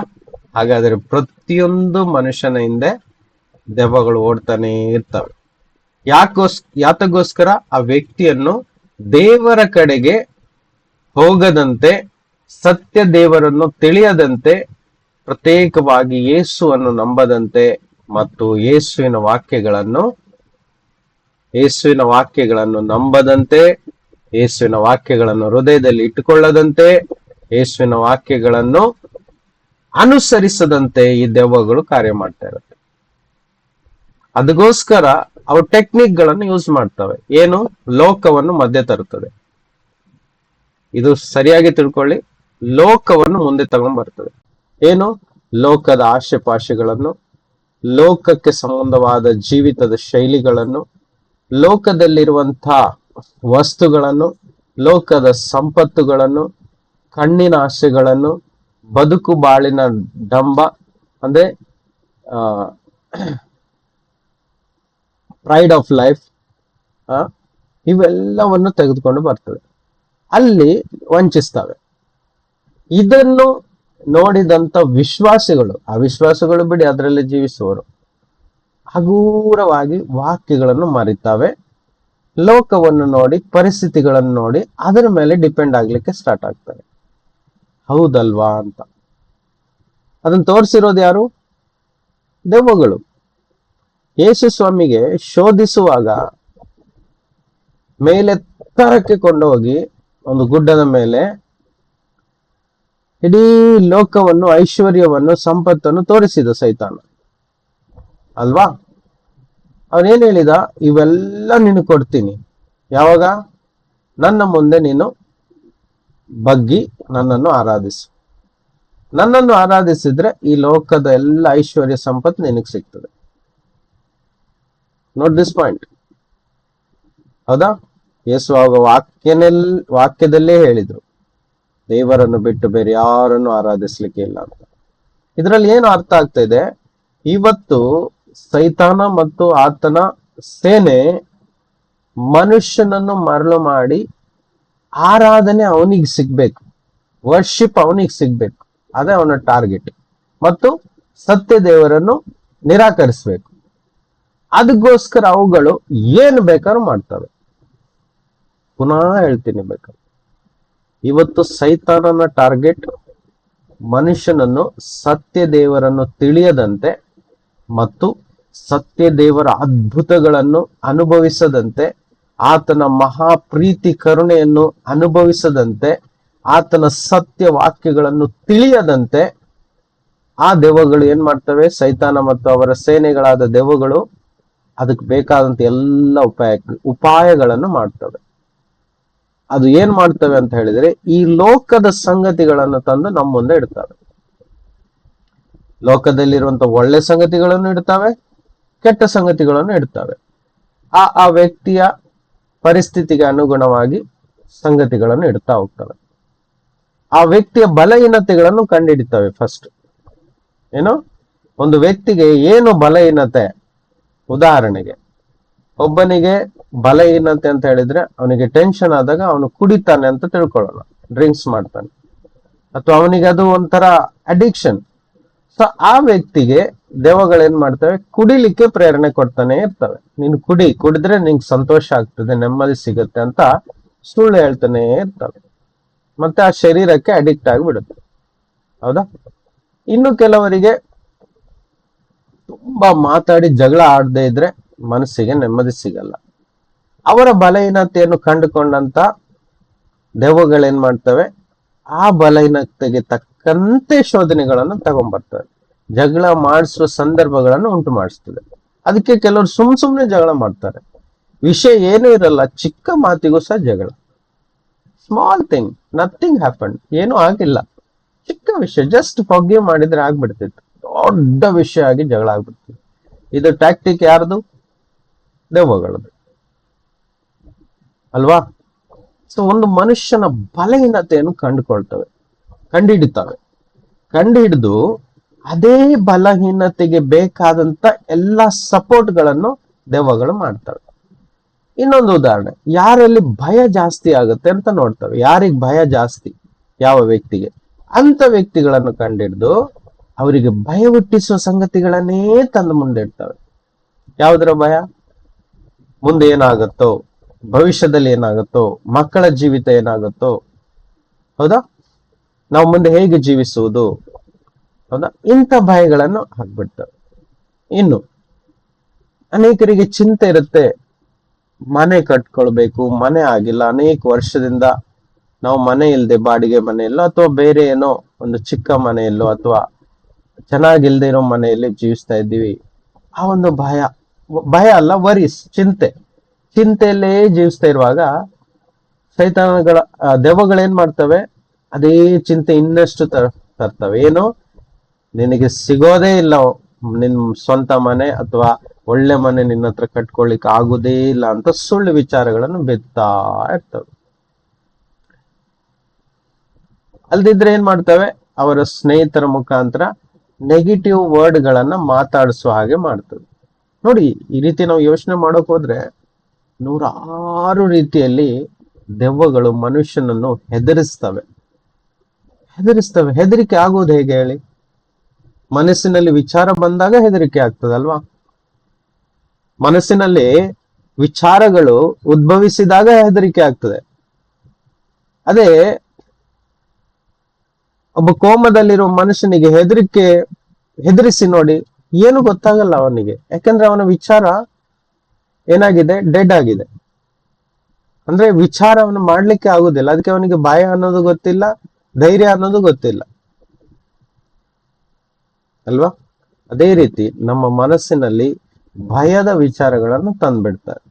ಯಾವಾಗ ಭಯ ಆಗ್ತಾ ಇದೆ ಅಂತ ತಿಳ್ಕೊಳ್ಳಿ, ಅಲ್ಲಿ ದೆವ್ವ ಬಂದಿದೆ ಅಂತ ಅರ್ಥ. ಭಯಪಡಿಸುವವನು ದೆವ್ವ, ಆದ್ರೆ ಧೈರ್ಯ ಪಡಿಸುವುದು ಯಾರು? ನಮ್ಮ ಕರ್ತನ ಆತ್ಮನು. ಹಾಗಾದ್ರೆ ಭಯ ಓಡ್ಬೇಕಂತ ಹೇಳಿದ್ರೆ ಕರ್ತನ ವಾಕ್ಯ ಒಳಗೋಗ್ಬೇಕು. ಯಾಕಂದ್ರೆ ಕರ್ತನ ವಾಕ್ಯ ಧೈರ್ಯ ಪಡಿಸ್ತದೆ. ಆಮೇನ್, ಇದ್ದೀರಾ? ಸ್ತೋತ್ರ. ಸೊ ನಿಶ್ಚಯವಾಗಿ ಇವತ್ತು ಈ ಸತ್ಯ ನಮ್ಮನ್ನು ಭಯ ತರಿಸೋದು, ನಮ್ಮನ್ನು ಸಂದೇಹಕ್ಕೆ ಒಳಪಡಿಸುವುದು ದೆವ್ವದ ಕೆಲಸಗಳು. ಸೊ ಇದರಿಂದ ನಾವು ರಕ್ಷಣೆ ಹೊಂದಬೇಕಾದ್ರೆ ನಿರಂತರ ವಾಕ್ಯವನ್ನು ನಾವು ಸೇವಿಸ್ತಾ ಇರಬೇಕು. ಎಂತ ವಾಕ್ಯಗಳು? ಧೈರ್ಯಪಡಿಸುವಂತ ವಾಕ್ಯಗಳು, ನಂಬಿಕೆ ಹೆಚ್ಚಿಸುವಂತ ವಾಕ್ಯಗಳು, ಏಸು ಅದ್ಭುತಗಳನ್ನು ಮಾಡ್ತಾರೆ ಎನ್ನುವ ವಾಕ್ಯಗಳು, ಏಸು ರೋಗಗಳನ್ನು ಗುಣಪಡಿಸ್ತಾರೆ ಎಂಬ ವಾಕ್ಯಗಳು, ಏಸು ನಿತ್ಯ ಜೀವ ಕೊಡ್ತಾರೆ ಎಂಬ ವಾಕ್ಯಗಳು, ನೀವು ಸತ್ತರೂ ಬದುಕುವಿರಿ, ಹೆದರಬೇಡಿ ಎಂಬ ವಾಕ್ಯಗಳು. ಹೌದಾ? ನೀವು ಈ ಲೋಕಕ್ಕೆ ಹೆದರಬೇಡಿರಿ, ನಿಮ್ಮ ಶರೀರವನ್ನು, ದೇಹವನ್ನು ಸುಡುವವರಿಗೆ ಹೆದರಬೇಡಿರಿ, ಕೊಲ್ಲುವವರಿಗೆ ಹೆದರಬೇಡಿರಿ, ಆದರೆ ಅವರಿಗೆ ಹೆದರಿ. ಯಾರಿಗೆ? ದೇಹವನ್ನು ಮತ್ತು ಆತ್ಮವನ್ನು ಎರಡನ್ನೂ ನಾಶಪಡಿಸುವನಾದ ದೇವರಿಗೆ ಹೆದರಿ ಅನ್ನುವ ಸತ್ಯವಾಕ್ಯಗಳನ್ನು ಅವರು ನಮಗೆ ಹೇಳಿದ್ದನ್ನು ನಾವು ಅದನ್ನು ಹಗಲು ರಾತ್ರಿ ಸೇವಿಸುವಾಗ ಹೃದಯದಲ್ಲಿರುವಂತ ಕೆಟ್ಟ ವಿಚಾರಗಳೆಲ್ಲ ಓಡಿ ಹೋಗ್ತವೆ. ಯಾಕೆಂದ್ರೆ ಆ ಕೆಟ್ಟ ವಿಚಾರ ಬಿತ್ತಿದ್ದು ದೆವ್ವಗಳು. ದೇವರ ವಾಕ್ಯಗಳು ಒಳ್ಳೆ ವಿಚಾರಗಳು. ಹಾಗಾದ್ರೆ ಒಳ್ಳೇದು ಅಲ್ಲಿ ಹೋದಾಗ ಕೆಟ್ಟದ್ದು ಹೋಗ್ಲೇಬೇಕು. ಯಾಕೆ? ಶಕ್ತಿ ಜಾಸ್ತಿ ಯಾವುದಕ್ಕೆ? ಒಳ್ಳೆ ವಿಚಾರಗಳಿಗೆ. ಅದು ದೇವರಿಂದ ಬರುವಂತದ್ದು. ಒಳ್ಳೆಯ ಜ್ಞಾನ ಸಿಗುವಂಥದ್ದು ಕೇವಲ ದೇವರಿಂದ ಮಾತ್ರ. ಅರ್ಥ ಆಗ್ತಿದ್ಯಾ? ಹಾಗಾದ್ರೆ ಈ ವಾಕ್ಯ ಜೀವ ಕೊಡ್ತದೆ. ಈ ವಾಕ್ಯವನ್ನು ಒಳಗೆ ಸೇವಿಸ್ತಾ ಸೇವಿಸ್ತಾ ವಾಕ್ಯದಲ್ಲೇ ಜೀವಿಸ್ತಾ ಇರ್ಬೇಕು. ನಾವು ಪ್ರತಿ ಸಂದರ್ಭದಲ್ಲಿ ವಾಕ್ಯದಲ್ಲಿಯೇ ಜೀವಿಸ್ತಾ ಇರ್ಬೇಕು. ಇದನ್ನ ಪ್ರಾಕ್ಟೀಸ್ ಮಾಡ್ಬೇಕು. ಅದಕ್ಕೆ ಈ ವಾಕ್ಯ ಹೇಳ್ತದೆ, ಆದ ಕಾರಣ ಸಾರಿದ ವಾರ್ತೆಯು ನಂಬಿಕೆಗೆ ಆಧಾರ. ಆ ವಾರ್ತೆಗೆ ಕ್ರಿಸ್ತನ ವಾಕ್ಯವೇ ಆಧಾರ. ಬಟ್ ಇಂಗ್ಲಿಷ್ ಅಲ್ಲಿ ನೋಡಿ, faith comes by hearing. English ಅಲ್ಲಿ ಈ ರೀತಿ ಬರೆದಿದೆ, ವಾಕ್ಯ ಕೇಳುವುದರಿಂದ ನಂಬಿಕೆ ಬರ್ತದೆ ಅಂತ. ಕನ್ನಡದಲ್ಲಿ ಏನ್ ಬರೆದಿದೆ, ಸಾರಿದ ವಾರ್ತೆಯು ನಂಬಿಕೆಗೆ ಆಧಾರ ಅಂತ ಬರೆದಿದೆ. ಆದ್ರೆ ಇಂಗ್ಲಿಷ್ ಅಲ್ಲಿ ಚೆನ್ನಾಗಿ ವಿವರಿಸಿದ್ದಾರೆ. ವಾಕ್ಯ ಕೇಳ್ತಾ ಇರುವುದರಿಂದ, ವಾಕ್ಯ ಧ್ಯಾನಿಸ್ತಾ ಇರುವುದರಿಂದ, ವಾಕ್ಯ ಓದುತ್ತಾ ಇರುವುದರಿಂದ ನಮ್ಮ ಒಳಗಿರುವ ಭಯ ಓಡಿ ಹೋಗ್ಲಿಕ್ಕೆ ಆರಂಭಿಸ್ತದೆ, ಸಂದೇಹಗಳು ಓಡಿ ಹೋಗ್ಲಿಕ್ಕೆ ಆರಂಭಿಸ್ತದೆ. ವಾಕ್ಯ ಒಳಗೆ ಫೀಡ್ ಆಗ್ತಾ ಇರ್ತದೆ, ನಾವು ರಿಸೀವ್ ಮಾಡ್ತಾ ಇರ್ತೀವಿ, ಅದನ್ನ ನಂಬ್ತಾ ಇರ್ತೀವಿ. ಒಳಗಡೆ ಕೇಳಿದಷ್ಟು ನಂಬಿಕೆ ಹೆಚ್ಚಾಗ್ತದೆ ಅನ್ನೋದಕ್ಕೆ ಅದೇ ಕಾರಣ. ಕೇಳ್ತಾ ಇದ್ದಂಗೆ ಅದು ಫೀಡ್ ಆಗ್ತಾ ಹೋಗುತ್ತೆ, ಫಿಲ್ ಆಗ್ತಾ ಹೋಗುತ್ತೆ, ಸ್ಟೋರ್ ಆಗ್ತಾ ಹೋಗುತ್ತೆ, ಸೇವ್ ಆಗ್ತಾ ಹೋಗುತ್ತೆ.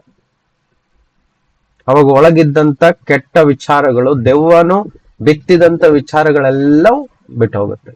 ನೋಡಿ, ನೀವು ಇದನ್ನ ತಿಳ್ಕೊಳ್ಬೇಡಿ, ನಮ್ಮ ಒಳಗಡೆ ಕೆಟ್ಟ ವಿಚಾರಗಳು ಬರೋದೇ ಇಲ್ಲ ಅಂತ. 100% ಸುಳ್ಳು, ಬಂದೇ ಬರುತ್ತೆ.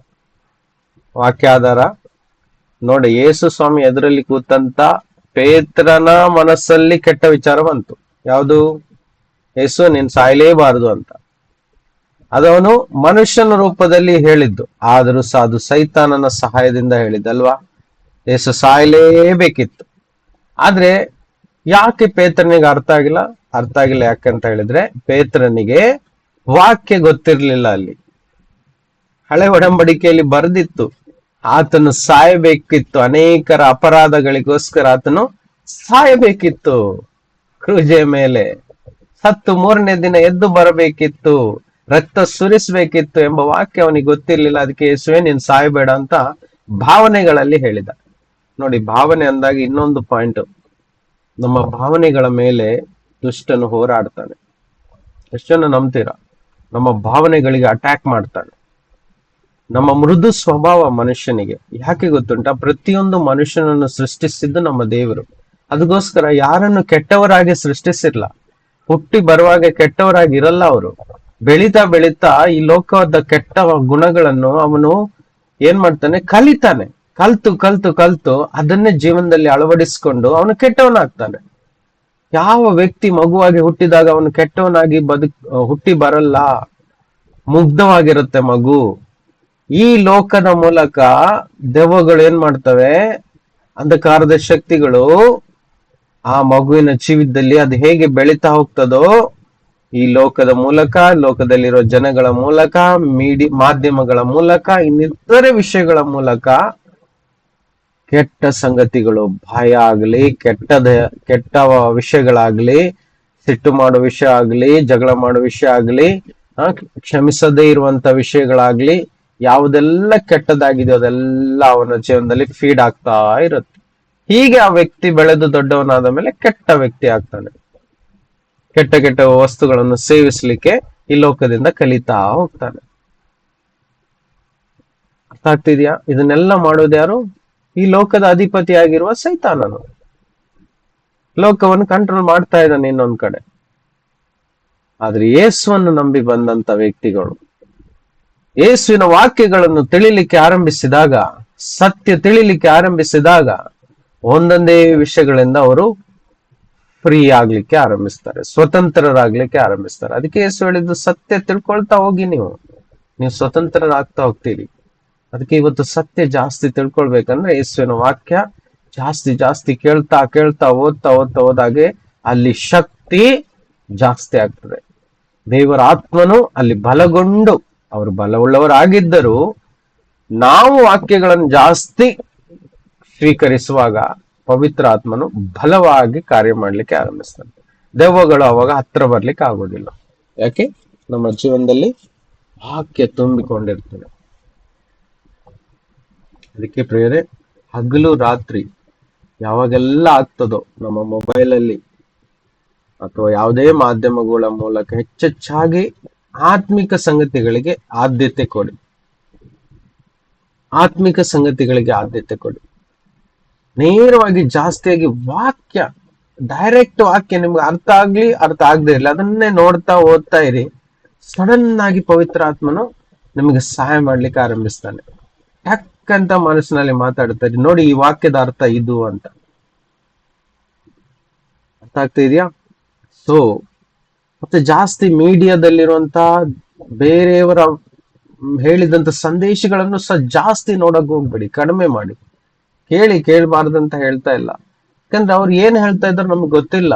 ಅವರ ಆತ್ಮದಲ್ಲಿ ಯಾವ ರೀತಿ ಆತ್ಮ ನೋಡಿ, ದೇವರ ಆತ್ಮನು ಮತ್ತೆ ಸೈತಾನನ ಆತ್ಮನು ಎರಡು ಇದ್ದಾವೆ ಮಾರ್ಕೆಟ್ ಅಲ್ಲಿ.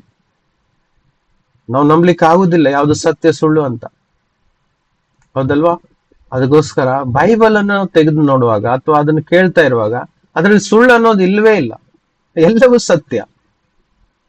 ಅದ್ರಲ್ಲಿ ಕರೆಕ್ಟ್ ಆಗಿ ನಮ್ಮನ್ನು ನಡೆಸ್ತಾರೆ ದೇವರ ಆತ್ಮನು. ವಾಕ್ಯ ಇದೆ ಅಲ್ವಾ, ಯೋಹನ್ನ 14:26-27 ಸತ್ಯದ ಆತ್ಮ ನಿಮ್ಮ ಮೇಲೆ ಬರುವನು, ಆತನು ನಿಮ್ಮನ್ನು ಎಲ್ಲಾ ಸತ್ಯದಲ್ಲಿ ನಡೆಸುವನು. ರೈಟ್? ಎಲ್ಲಾ ಸತ್ಯದಲ್ಲಿ ನಡೆಸುವನು, ಹೌದಲ್ವಾ? ಅಸತ್ಯಗಳು ಎಷ್ಟು ಒಳಗೆ ಹೋಗ್ತದೋ ನಾವು ಬಿಡುಗಡೆ ಆಗ್ತಾ ಹೋಗ್ತೀವಿ. ಅಷ್ಟೇ ಅಲ್ಲ, ಪವರ್ಫುಲ್ ಆಗ್ತಾ ಹೋಗ್ತೀವಿ. ನಂಬಿಕೆ ಜಾಸ್ತಿ ಆಗ್ತದೆ. ನೋಡಿ, ಈಗ ನಾವು ಸ್ಟಾರ್ಟಿಂಗ್ ಅಲ್ಲಿ ಓದಿದ ವಾಕ್ಯದ ಮುಂದಿನ ಭಾಗದಲ್ಲಿ ಯೇಸು ಸ್ವಾಮಿ ಆ ದೆವ್ವ ಹಿಡಿದ ವ್ಯಕ್ತಿಯನ್ನು ಗುಣಪಡಿಸಿ ದೆವ್ವ ಬಿಡಿಸಿ ಮನೆಗೆ ಕಳಿಸ್ತಾರೆ. ಹೋದ ಮೇಲೆ ಶಿಷ್ಯರು ಕೇಳ್ತಾರೆ, ನಮ್ಮಿಂದ ಯಾಕೆ ಆಗಿಲ್ಲ ಅಂತ. ಅವಾಗ ಯೇಸು ಸ್ವಾಮಿ ಹೇಳ್ತಾರೆ, ನಿಮ್ಮ ಪ್ರಾರ್ಥನೆ ಉಪವಾಸ ಎಲ್ಲ ಸ್ವಲ್ಪ ಕಡಿಮೆ ಆಯ್ತು, ಅಂದ್ರೆ ನೀವು ಅದನ್ನ ಜಾಸ್ತಿ ಮಾಡುವುದರಿಂದಲೇ ಆಗ್ತದೆ ಅಂತ ಹೇಳಿದ್ರೆ ಅರ್ಥ ಏನು?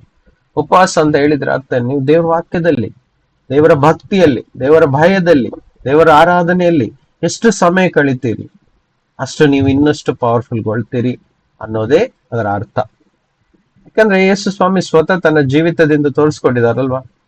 ಅವರು ಬೆಳಿಗ್ಗೆ, ಮಧ್ಯಾಹ್ನ, ಸಂಜೆ, ರಾತ್ರಿ ಅಂತ ಇಲ್ಲಿ ಯಾವಾಗ ನೋಡಿದ್ರು ತಂದೆ ಜೊತೆ ಮಾತಾಡ್ಲಿಕ್ಕೋಸ್ಕರ ಪ್ರಾರ್ಥನೆಯಲ್ಲಿ ಕೂತ್ಕೊಳ್ತಾ ಇದ್ರು. ಆಮೇನ್. ನಾವು ಎಲ್ಲೆಲ್ಲಿ ಸಂದರ್ಭ ಸಿಗುತ್ತೋ ಕೂತಲ್ಲಿಯೇ ನಾವು ಪ್ರಾರ್ಥನೆಗಳನ್ನು ಮಾಡ್ತಾ ಇರ್ಬೋದು, ತಂದೆ ಜೊತೆ ಮಾತಾಡ್ತಾ ಇರ್ಬೋದು.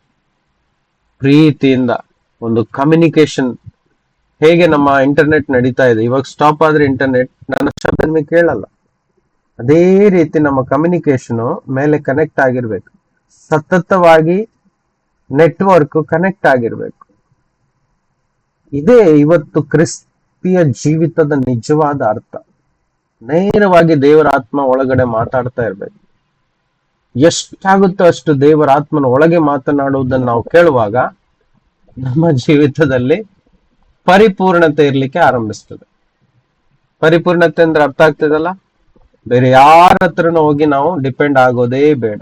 ದೇವರ ಆತ್ಮನು ಎಲ್ಲಾ ವಿಷಯದಲ್ಲಿ, ಎಲ್ಲಾ ಸತ್ಯದಲ್ಲಿ, ಎಲ್ಲಾ ಅವಶ್ಯಕತೆಗಳಲ್ಲಿ, ತೃಪ್ತಿಯಲ್ಲಿ, ಆರೋಗ್ಯದಲ್ಲಿ, ಸಮಾಧಾನದಲ್ಲಿ, ಆಶೀರ್ವಾದದಲ್ಲಿ ನಡೆಸಲಿಕ್ಕೆ ಆರಂಭಿಸ್ತಾರೆ. ಅರ್ಥ ಆಗ್ತಾ ಇದೆಯಾ? ಅರ್ಥ ಆಗ್ತಾ ಇದೆಯಾ? ಆದ್ರೆ ಆ ನಂಬಿಕೆ ಪ್ರಾಕ್ಟೀಸ್ ಮಾಡ್ಕೊಳ್ಳಿ. ವಾಕ್ಯವನ್ನು ಕೇಳುವವರಾಗಿರಿ. ಇನ್ನೊಂದು ವಿಷಯ ಹೇಳ್ತೇನೆ, ಎಲ್ಲಿ ವಾಕ್ಯದಿಂದ ಯಾರಾದ್ರೂ ಮಾತಾಡ್ತಾರೆ ಅದನ್ನು ಗಮನವಿಟ್ಟು ಹೀರ್ಲಿಕ್ಕೆ ಪ್ರಯತ್ನಿಸಿ. ನಮ್ಮೊಳಗೆ ದುಃಖ ತುಂಬಾ ಇರುತ್ತೆ, ಅದನ್ನ ಪೋರ್ ಔಟ್ ಮಾಡೋದಕ್ಕಿಂತ ಜಾಸ್ತಿ ವಾಕ್ಯವನ್ನು ಒಳಗೆ ತುಂಬಿಸ್ಲಿಕ್ಕೆ ಟ್ರೈ ಮಾಡಿ. ಆಟೋಮೆಟಿಕ್ ಆಗಿ ದುಃಖ ಓಡಿ ಹೋಗ್ತದೆ. ಎಕ್ಸಾಂಪಲ್ ಹೇಳ್ತೀನಿ. ಒಂದು ಬಕೆಟ್ ಅಲ್ಲಿ ಕೆಟ್ಟ ನೀರಿದೆ, ಗಲೀಜಾಗಿದೆ, ಬಕೆಟ್ ಸಗಣಿ ಹಾಕಿದ್ದಾರೆ ಅಂತ ತಿಳ್ಕೊಳ್ಳೋಣ.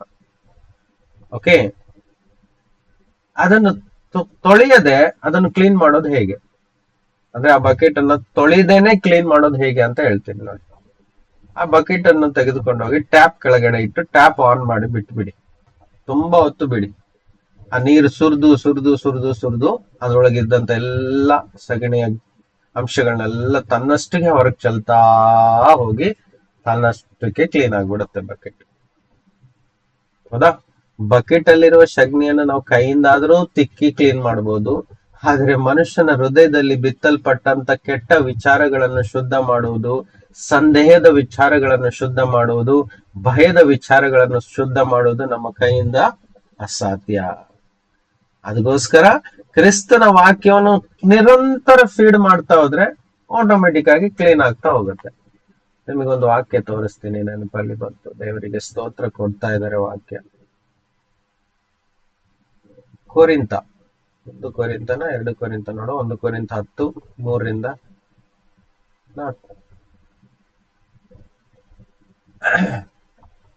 ಓಕೆ, 2 ಕೊರಿಂತ.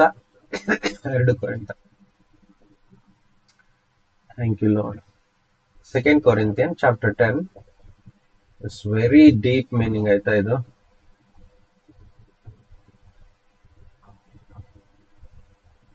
ಮೂರರಿಂದ 5 ಇದನ್ನ ನೀವು ಇವತ್ತು ಅರ್ಥ ಮಾಡ್ಕೊಂಡ್ರೆ ಗೆದ್ದು ಬಿಡ್ತೀರಾ. So powerful. ನಾವು ಲೋಕದಲ್ಲಿದ್ದರೂ ಲೋಕಾನುಸಾರವಾಗಿ ಯುದ್ಧ ಮಾಡುವವರಲ್ಲ. ನಾವು ಉಪಯೋಗಿಸುವ ಆಯುಧಗಳು ಲೋಕ ಸಂಬಂಧವಾದ ಆಯುಧಗಳಲ್ಲ. ಅವು ದೇವರ ಎಣಿಕೆಯಲ್ಲಿ ಬಲವಾಗಿದ್ದು ಕೋಟೆಗಳನ್ನು ಕೆಡವಿ ಹಾಕುವಂತವುಗಳಾಗಿವೆ. ಆಮೇನ್.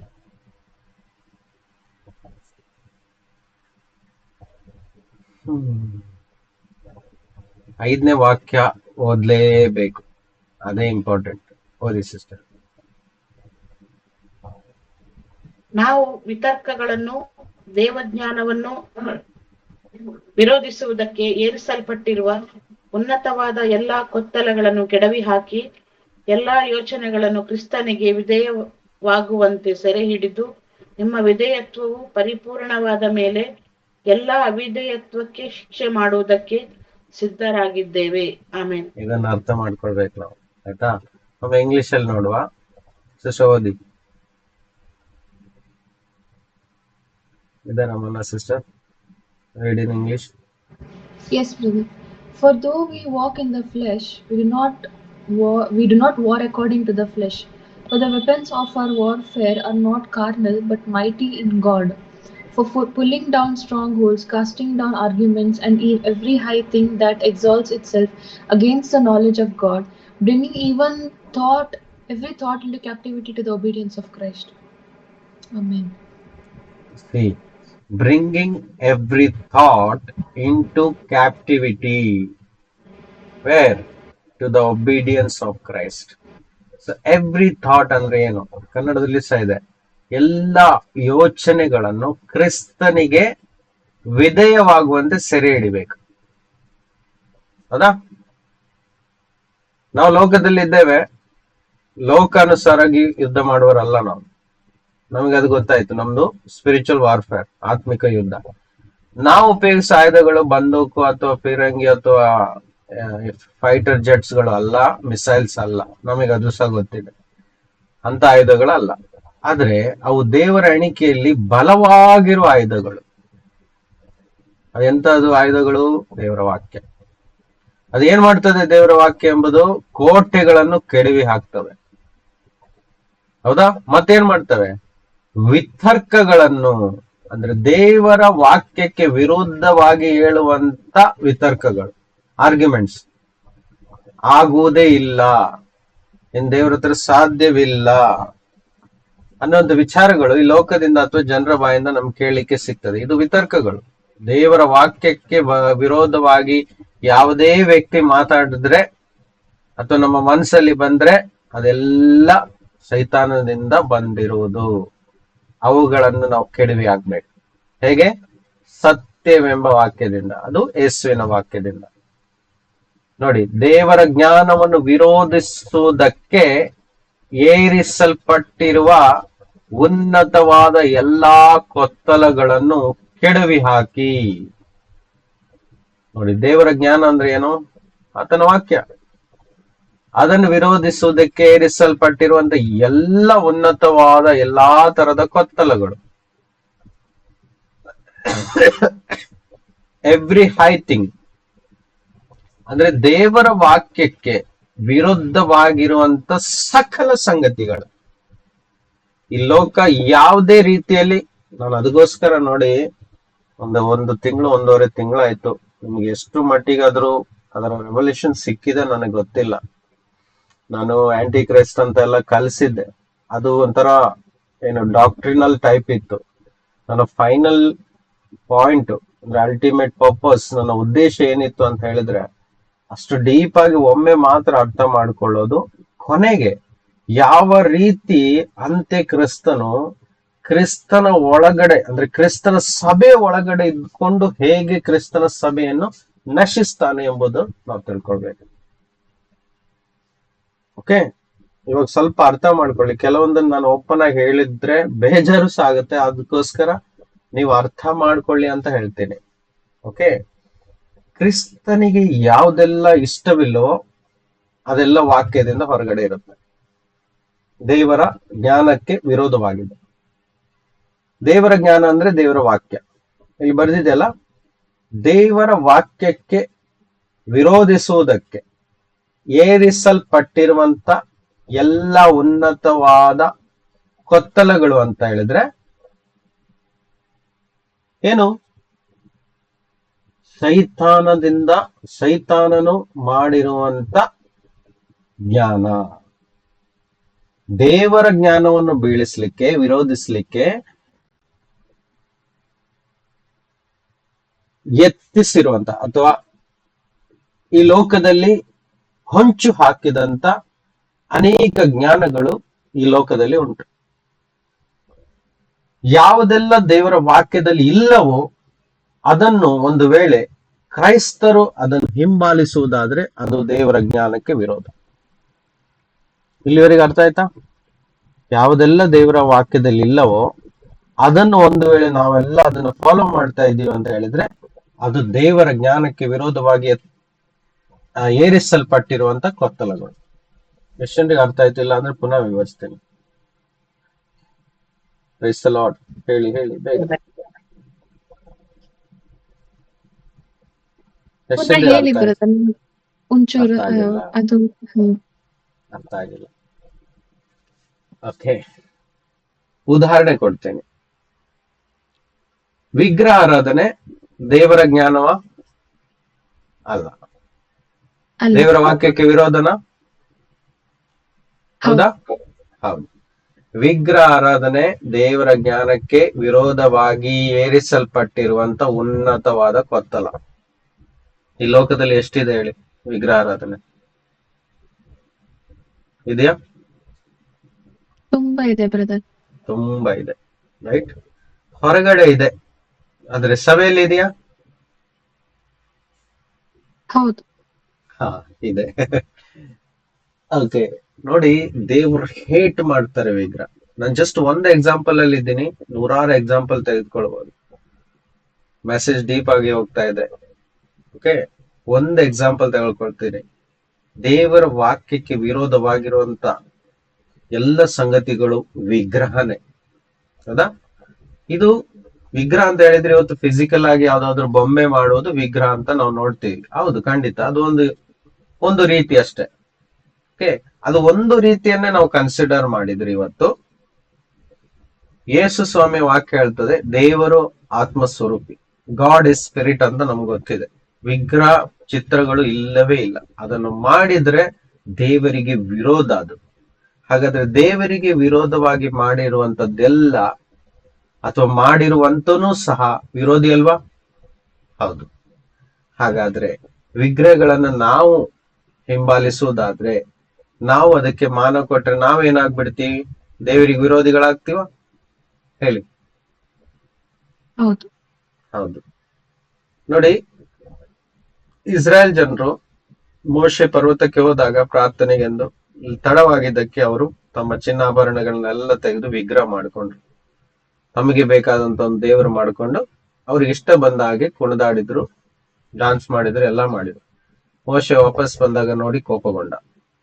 ಅದು ದೇವರಿಗೆ ವಿರೋಧವಾಗಿತ್ತಾ ಇಲ್ವಾ? ಹೌದಾ?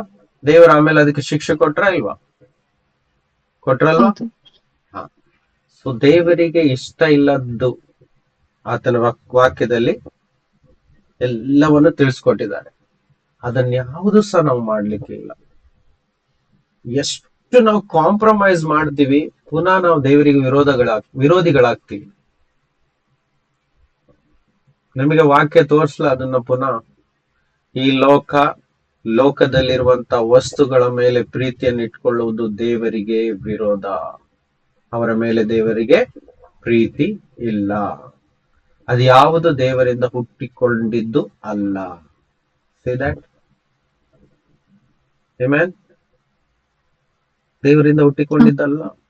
ಈ ಡಿಸೆಂಬರ್ ಕಾಲದಲ್ಲಿ ನಡೆದಂತ ಎಲ್ಲ ಸಂಗತಿಗಳು ಇವತ್ತು ಒಳ್ಳೆ ವಿಶ್ವಾಸಿ ಸಭೆಗಳಾಗಿಯೂ ಸಹ ಈ ಕ್ರಿಸ್ಮಸ್, ನ್ಯೂ ಇಯರ್, ಲೋಕದ ಆಡಂಬರದ ರೀತಿಯಲ್ಲಿ ಮಾಡ್ಕೊಂಡು ಹೋಗಿದ್ದಾರೆ. ಇದು ಯಾವುದು, ನಾನು 100% ಸತ್ಯ ಹೇಳ್ತೀನಿ, ಇದರಲ್ಲಿ ದೇವರಿಗೆ ಯಾವ ಇಷ್ಟವೂ ಸಹ ಇಲ್ಲ. Even happy Christmas, happy new year ಸಹ ಹೇಳಿದ್ರೆ Lord hates that word. I tell you directly. ನಿನ್ನೆನು ಸಹ ಆಳವಾಗಿ ವಿಚಾರ ಮಾಡ್ತಿರುವಾಗ ಯಾರಿಗಿದು ವಿಶ್ ಆಗ್ತಾ ಇದೆ? ಸ್ವಾಮಿ ವಾಕ್ಯದಲ್ಲಿ ಎಲ್ಲಾದ್ರೂ ಇದೆಯಾ happy Christmas? No. Instead he said forgive your enemy, ನಿಮ್ಮ ಶತ್ರುಗಳನ್ನು ಪ್ರೀತಿಸಿ ಅಂತ ಹೇಳಿದ್ದಾರೆ. ಅದನ್ನ ಬಿಟ್ಕೊಂಡು ಹ್ಯಾಪಿ ಕ್ರಿಸ್ಮಸ್ ಮಾಡ್ತಾ ಇದ್ದಾರೆ ಎಲ್ರು. ರೈಟ್? ನೋಡಿ, ಪ್ರತಿಯೊಂದು ವಿಷಯ ದೇವರ ಸಮ್ಮುಖದಲ್ಲಿ ಎಣಿಕೆ ಆಗ್ತದೆ, ಕೌಂಟ್ ಆಗ್ತದೆ. ನಾವು ಮರ್ತೋಗ್ತೀವಿ, ದೇವರ ರಾಜ್ಯದಲ್ಲಿ ಯಾವುದು ಮರೆಯಲ್ಪಡುವುದಿಲ್ಲ. ನಾನು ಜಸ್ಟ್ ಎಕ್ಸಾಂಪಲ್, ನಾನು ಅದಕ್ಕೆ ಹೇಳಿದ್ದು ಓಪನ್ ಆಗಿ ಹೇಳಕ್ ಹೋಗಲ್ಲ ಅಂತ. Very careful. ನಾವು ಎಷ್ಟು ಲೋಕದಿಂದ ದೂರ ಆಗ್ತಾ ಹೋಗ್ತೀವಿ, ಅಷ್ಟು ನಾವು ಪವರ್ಫುಲ್ ಆಗ್ತಾ ಹೋಗ್ತೀವಿ. Because this world is our enemy. ಈ ಲೋಕಕ್ಕೆ ಸಂಬಂಧಪಟ್ಟಿರುವಂತ ಸಂಗತಿಗಳು ನಮ್ಮ ಶತ್ರು. ದೇವರಿಗೆ ಪ್ರೀತಿ ಇಲ್ಲ, ದೇವರ ವಿರೋಧಿ. ಓಕೆ, ಆ ವಾಕ್ಯಕ್ಕೆ ನೇರವಾಗಿ ಹೋಗುವ. ಬನ್ನಿ, ಫಸ್ಟ್ ಜಾನ್ 2. ಇದನ್ನ ಇವತ್ತು ಮೆಡಿಟೇಟ್ ಮಾಡ್ಕೊಳ್ಳಿ. First John 2, 15, 16, 17. ಇದನ್ನ ಮರಿಬಾರ್ದು, ಡೈಲಿ ನೆನಪಲ್ಲಿ ಇಟ್ಕೊಳ್ಳಿ. 15, 16 and 17 ಓದಿ. ಲೋಕವನ್ನಾಗಲಿ ಪ್ರೀತಿಸಬೇಡಿರಿ. ಯಾವನಾದರೂ ಲೋಕವನ್ನು ಪ್ರೀತಿಸಿದರೆ ತಂದೆಯ ಮೇಲಣ ಪ್ರೀತಿಯು ಅವನಲ್ಲಿಲ್ಲ. ಲೋಕದಲ್ಲಿರುವ ಶರೀರದಾಶೆ, ಕಣ್ಣಿನಾಶೆ, ಬದುಕು ಬಾಳಿನ ಡಂಬ, ಈ ಮೊದಲಾದವುಗಳೆಲ್ಲವೂ ತಂದೆಯಿಂದ ಹುಟ್ಟದೆ ಲೋಕದಿಂದ ಹುಟ್ಟಿದವುಗಳಾಗಿವೆ. ಲೋಕವು ಅದರ ಆಸೆಯು ಗತಿಸಿ ಹೋಗುತ್ತವೆ, ಆದರೆ ದೇವರ ಚಿತ್ತವನ್ನು ನೆರವೇರಿಸುವವನು ಎಂದೆಂದಿಗೂ ಇರುವನು. Amen. See, do not love the world or the things in the world. If anyone loves the world, the love of the Father is not in him. ಇದನ್ನ ರಿವರ್ಸ್ ಮಾಡಿ ನೋಡಿ. ಲೋಕವನ್ನಾಗ್ಲಿ ಲೋಕದಲ್ಲಿರುವುದಗಳನ್ನಾಗ್ಲಿ ಪ್ರೀತಿಸ್ಬೇಡ್ರಿ. ಯಾವನಾದ್ರೂ ಲೋಕವನ್ನು ಅಥವಾ ವಸ್ತುಗಳನ್ನು ಪ್ರೀತಿಸಿದ್ರೆ ದೇವರ ಪ್ರೀತಿ ಅವನಲ್ಲಿ ಇಲ್ಲ. ದೇವರ ಪ್ರೀತಿ ಅವನಲ್ಲಿ ಇಲ್ಲವಾದ್ರೆ ಅವನ ಜೀವಿತವು ಹೇಗೆ ಆಶೀರ್ವದಿಸಲ್ಪಡುವುದು? ಪ್ರಶ್ನೆ ಬಂತ ಅಲ್ವಾ? ಹೌದಲ್ವಾ? ಹೇಳಿ, ಪ್ರಶ್ನೆ ಬಂತಲ್ವಾ? ಅದನ್ನೇ ಇದನ್ನ ರಿವರ್ಸ್ ಮಾಡಿ, ಲೋಕವನ್ನು ಪ್ರೀತಿಸದೆ, ಲೋಕದಲ್ಲಿರುವ ಸಂಗತಿಗಳನ್ನು ಪ್ರೀತಿಸದೆ, ನಾವು ಕೇವಲ ದೇವರ ವಾಕ್ಯದಲ್ಲಿ ಇರುವುದನ್ನು ಮಾತ್ರ ನಾವು ಪ್ರೀತಿಸಿ ಅದನ್ನು ಅನುಸರಿಸುವುದಾದ್ರೆ ದೇವರ ಪ್ರೀತಿ ಅವನಲ್ಲಿ ಇರ್ತದೆ. ಅವಾಗ ವಾಕ್ಯ ಹೇಳ್ತದೆ, ತನ್ನನ್ನು ಪ್ರೀತಿಸುವವರಿಗೋಸ್ಕರ ಎಲ್ಲವನ್ನು ಒಳಿತನ್ನಾಗಿ ಮಾಡುತ್ತಾನೆ ದೇವರು. ಹಾಗಾದ್ರೆ ನಾವು ನಿಜವಾಗಿ ದೇವರನ್ನು ಪ್ರೀತಿಸ್ತೇವೆ ಎನ್ನುವುದಕ್ಕೆ ಸಾಕ್ಷಿ ಈ ಲೋಕವನ್ನು ನಾವು ತೊರಿಬೇಕು. ಹಾಗಂತ ಪ್ರಶ್ನೆ ಮಾಡಬಹುದು ಕೆಲವರು, ಬ್ರದರ್, ತಿಂದು ಕುಡಿಯೋದು, ಬಟ್ಟೆ ಉಟ್ಕೊಳ್ಳೋದೆಲ್ಲ ತಪ್ಪ? ಅದಲ್ಲ. ಬಟ್ಟೆ ಉಟ್ಕೊಳ್ಳೋ ವಿಷಯ ಬೈಬಲ್ ಅಲ್ಲಿ ಉಂಟು, ಊಟ ಮಾಡುವ ವಿಷಯ ಬೈಬಲ್ ಅಲ್ಲಿ ಉಂಟಲ್ವಾ? ಆದ್ರೆ ದೇವರ ಚಿತ್ತಕ್ಕೆ ವಿರೋಧವಾಗಿರುವಂತ ಊಟ ಮಾಡುವ ಸಂಗತಿಗಳಾಗ್ಲಿ, ನಾವು ಉಡುವ ಸಂಗತಿಗಳಾಗ್ಲಿ, ಬೇರೆ ಏನಾದ್ರು, ನಾನು ಜಸ್ಟ್ ಎಕ್ಸಾಂಪಲ್ ತಗೊಳ್ತಾ ಇದ್ದೇನೆ. ಮೊನ್ನೆ ನಾನು ಒಂದು ವಿಡಿಯೋ ನೋಡ್ತಾ ಇದ್ದೆ. ನಮ್ಮ ಪರಿಚಯದವರು, ಮುಂಬೈಯಲ್ಲಿ ತುಂಬಾ ಪರಿಚಯದವರು, ತುಂಬಾ ಕ್ಲೋಸ್ ಆದವರು. ಒಂದು ಸಾಂಗ್ ಮಕ್ಕಳು ಡ್ಯಾನ್ಸ್ ಮಾಡ್ತಾ ಇದ್ರು, ಆಯ್ತಾ? ಒಂದು ಸಾಂಗ್ ನೀವು ಕೇಳಿರ್ಬೋದು. ಆ ಸಾಂಗ್ ಸೂಪರ್ ನ್ಯಾಚುರಲ್ ಆಂಡವ್ ಅಂತ ಹೇಳಿ ಒಂದು ತಮಿಳ್ ಸಾಂಗ್ ಇದೆ. ಅದು ಕನ್ನಡದಲ್ಲಿ ಸಹ ಮಾಡಿದಾರ ಅನ್ಸುತ್ತೆ. ಓಕೆ, ಇಲ್ಲಿ ಬ್ಯಾಂಗ್ಳೂರಲ್ಲಿ ಅದು ಪೌಲ್ ತಂಗೈ ಅವ್ರ ಚರ್ಚ್ ಕಡೆಯಿಂದ ಮಾಡಿರುವಂತದ್ದು. ಅದು ಇಬ್ಬರು ಸೇರಿ ಆಡಿದ್ರು. ಒಂದು ಪೌಲ್ ತಂಗೈ ಅವರ ತಂದೆ, ಪೌಲ್ ತಂಗೈ ಅವರ ಮಗ, ಮತ್ತು ತಮಿಳ್ನಾಡಿನ ಒಬ್ಬ ಫೇಮಸ್ ಸಿಂಗರ್, ವರ್ಷಿಪ್ ಲೀಡರ್. ಅವನು ಜಸ್ಟ್ ಕೆಲವು ತಿಂಗಳ ಹಿಂದೆ ಜೈಲಿಗೆ ಹೋಗಿ ಬಿಡಿಸ್ಕೊಂಡು ಬಂದಿದ್ದಾನೆ. ಓಕೆ, ನಾನು ಸ್ವಲ್ಪ ಕೂಡ ಇಷ್ಟಪಡಲ್ಲ ಆ ವ್ಯಕ್ತಿಯನ್ನು. ಸೊ ಇಂಥವ್ರು ಮಾಡಿದಂತ ಡ್ಯಾನ್ಸು ಮತ್ತೆ ಹಾಡು, ಅದನ್ನ ಬೇರೆ ಎಲ್ಲೋ ಒಂದು ಸಭೆಗಳವರು ಕೇಳಿ ಖುಷಿ ಆಗ್ಬಿಟ್ಟು ತಮ್ಮ ಅಲ್ಲಿ ಸಭೆಗಳ ಮಕ್ಕಳಿಗೆ ಕಲಿಸ್ಬಿಟ್ಟು ಸಭೆಯೊಳಗೆ ಕುಣಿತಾ ಇದ್ದಾರೆ ಕ್ರಿಸ್ಮಸ್ ದಿನ. ಕುಣಿಸಿ ಸಹೋದರಿ ಕೂಡ ಹಿಂದೆ ಚಪ್ಪಾಳೆ ತಟ್ತಾ ಇದ್ದಾರೆ. ಆ ವಿಡಿಯೋ ನನ್ನ ಕೈಯಲ್ಲಿ ಬಂತು, ನೋಡಿ ತುಂಬಾ ವ್ಯಥೆ ಪಟ್ಟು, ಇವ್ರಿಗೆ ಏನು ಗೊತ್ತೇ ಇಲ್ವಾ ಹಾಗಾದ್ರೆ ಲೋಕ ಹೇಗ್, ಈ ಸೈತಾನ ಹೇಗ್ ವಂಚಿಸ್ತಾ ಇದ್ದಾನೆ ಅಂತ. ಅದು ಪ್ಯೂರ್ ಮೂವಿ ಸಾಂಗ್ ತರ ಇದೆ, ಸ್ಟೆಪ್ಸ್ ಗಳೆಲ್ಲ ನೋಡಿದ್ರೆ. ಇದು ಲೋಕ. ಅರ್ಥ ಆಗ್ತಿದ್ಯಾ ಲೋಕ ಅಂದ್ರೆ ಏನು ಅಂತ? ಇವಾಗ ಎಷ್ಟು ಜನರಿಗೆ ಅರ್ಥ ಆಯ್ತು ಲೋಕ ಅಂದ್ರೆ ಏನು ಅಂತ? ಅರ್ಥ ಆಯ್ತಾ ಅಥವಾ ಪುನಃ ಹೇಳ? ಆಯ್ತು ಬ್ರದರ್, ಆಯ್ತು. ಯಾ, ಇವತ್ತು ಲೋಕ ಸಭೆಯೊಳಗೆ, ಕ್ರಿಶ್ಚಿಯಾನಿಟಿ ಒಳಗೆ ನುಗ್ಬಿಟ್ಟಿದೆ. ಅದರ ವೇರಿಯೇಷನ್ ಅರ್ಥ ಆಗ್ತಾ ಇಲ್ಲ. ವರ್ಲ್ಡ್ ಮತ್ತೆ ಚರ್ಚ್ ಒಂದಾಗ್ಬಿಟ್ಟಿದೆ. ಇದೇ ವ್ಯಭಿಚಾರ ಅಂದ್ರೆ. ರೆವಲ್ಯೂಷನ್ ಚಾಪ್ಟರ್ 18 ಅಲ್ಲಿ ದೇವರು ವಾಕ್ಯದ ಮೂಲಕ ಗದರಿಸ್ತಾರೆ, ಅವಳನ್ನು ಬಿಟ್ಟು ಹೊರಗೆ ಬಾ ಅಂತ. ಅವಳ ತಪ್ಪಲ್ಲಿ ನೀನು ಪಾಲುಗಾರರಾಗಬೇಡ. ಸಭೆ ಅಂತ ಹೇಳಿದ್ರೆ ನಾವೇ ಅಲ್ವಾ ಸಭೆ. ಹಾಗಾದ್ರೆ ನಾವು ಲೋಕ ರೀತಿಯಲ್ಲಿ ಯಾವುದೇ ಸಂಗತಿಗಳನ್ನು ನಾವು ಕ್ರೈಸ್ತನಿಗೆ ಸಂಬಂಧಪಟ್ಟದ್ದು ಅಂತ ಅದನ್ನು ಹಿಂಬಾಲಿಸಿದಾಗ ಅದೇನಾಗತ್ತೆ? ಲೋಕವನ್ನು ಪ್ರೀತಿಸಿದಾಗ ಆಗತ್ತೆ. Got it? ಅರ್ಥ ಆಯ್ತಾ? ಎಸ್, ಅದೇ ಲೋಕ ಅಂತ ಹೇಳಿದ್ರೆ. ಯೇಸುವೆ. ಸೊ ಇದು ಈ ವಾಕ್ಯದ ಅರ್ಥ. ಯಾವುದು? 2 ಕೊರಿಂಥ 10, 3, 4, 5. ಏನದು? ದೇವರ ಜ್ಞಾನಕ್ಕೆ ವಿರೋಧವಾಗಿರುವಂತದ್ದು ಇವತ್ತು ನಡೆಸುವಂತ, ಉದಾಹರಣೆಗೆ ಕ್ರಿಸ್ಮಸ್, ನ್ಯೂ ಇಯರ್, ಈಸ್ಟರು, ಅಥವಾ ಲೋಕಕ್ಕೆ ಸಂಬಂಧಪಟ್ಟಂತ ಸಾಂಗ್ಸ್ಗಳು, ಡ್ಯಾನ್ಸ್ಗಳು, ಇವೆಲ್ಲ ದೇವರ ವಾಕ್ಯಕ್ಕೆ ವಿರೋಧವಾಗಿದೆ. ಅನೇಕರಿಗೆ ಹೇಳಿಗೆ ಇಷ್ಟ ಆಗಲ್ಲ ಅದನ್ನ ತಿಳ್ಕೊಳ್ಳುವಾಗ.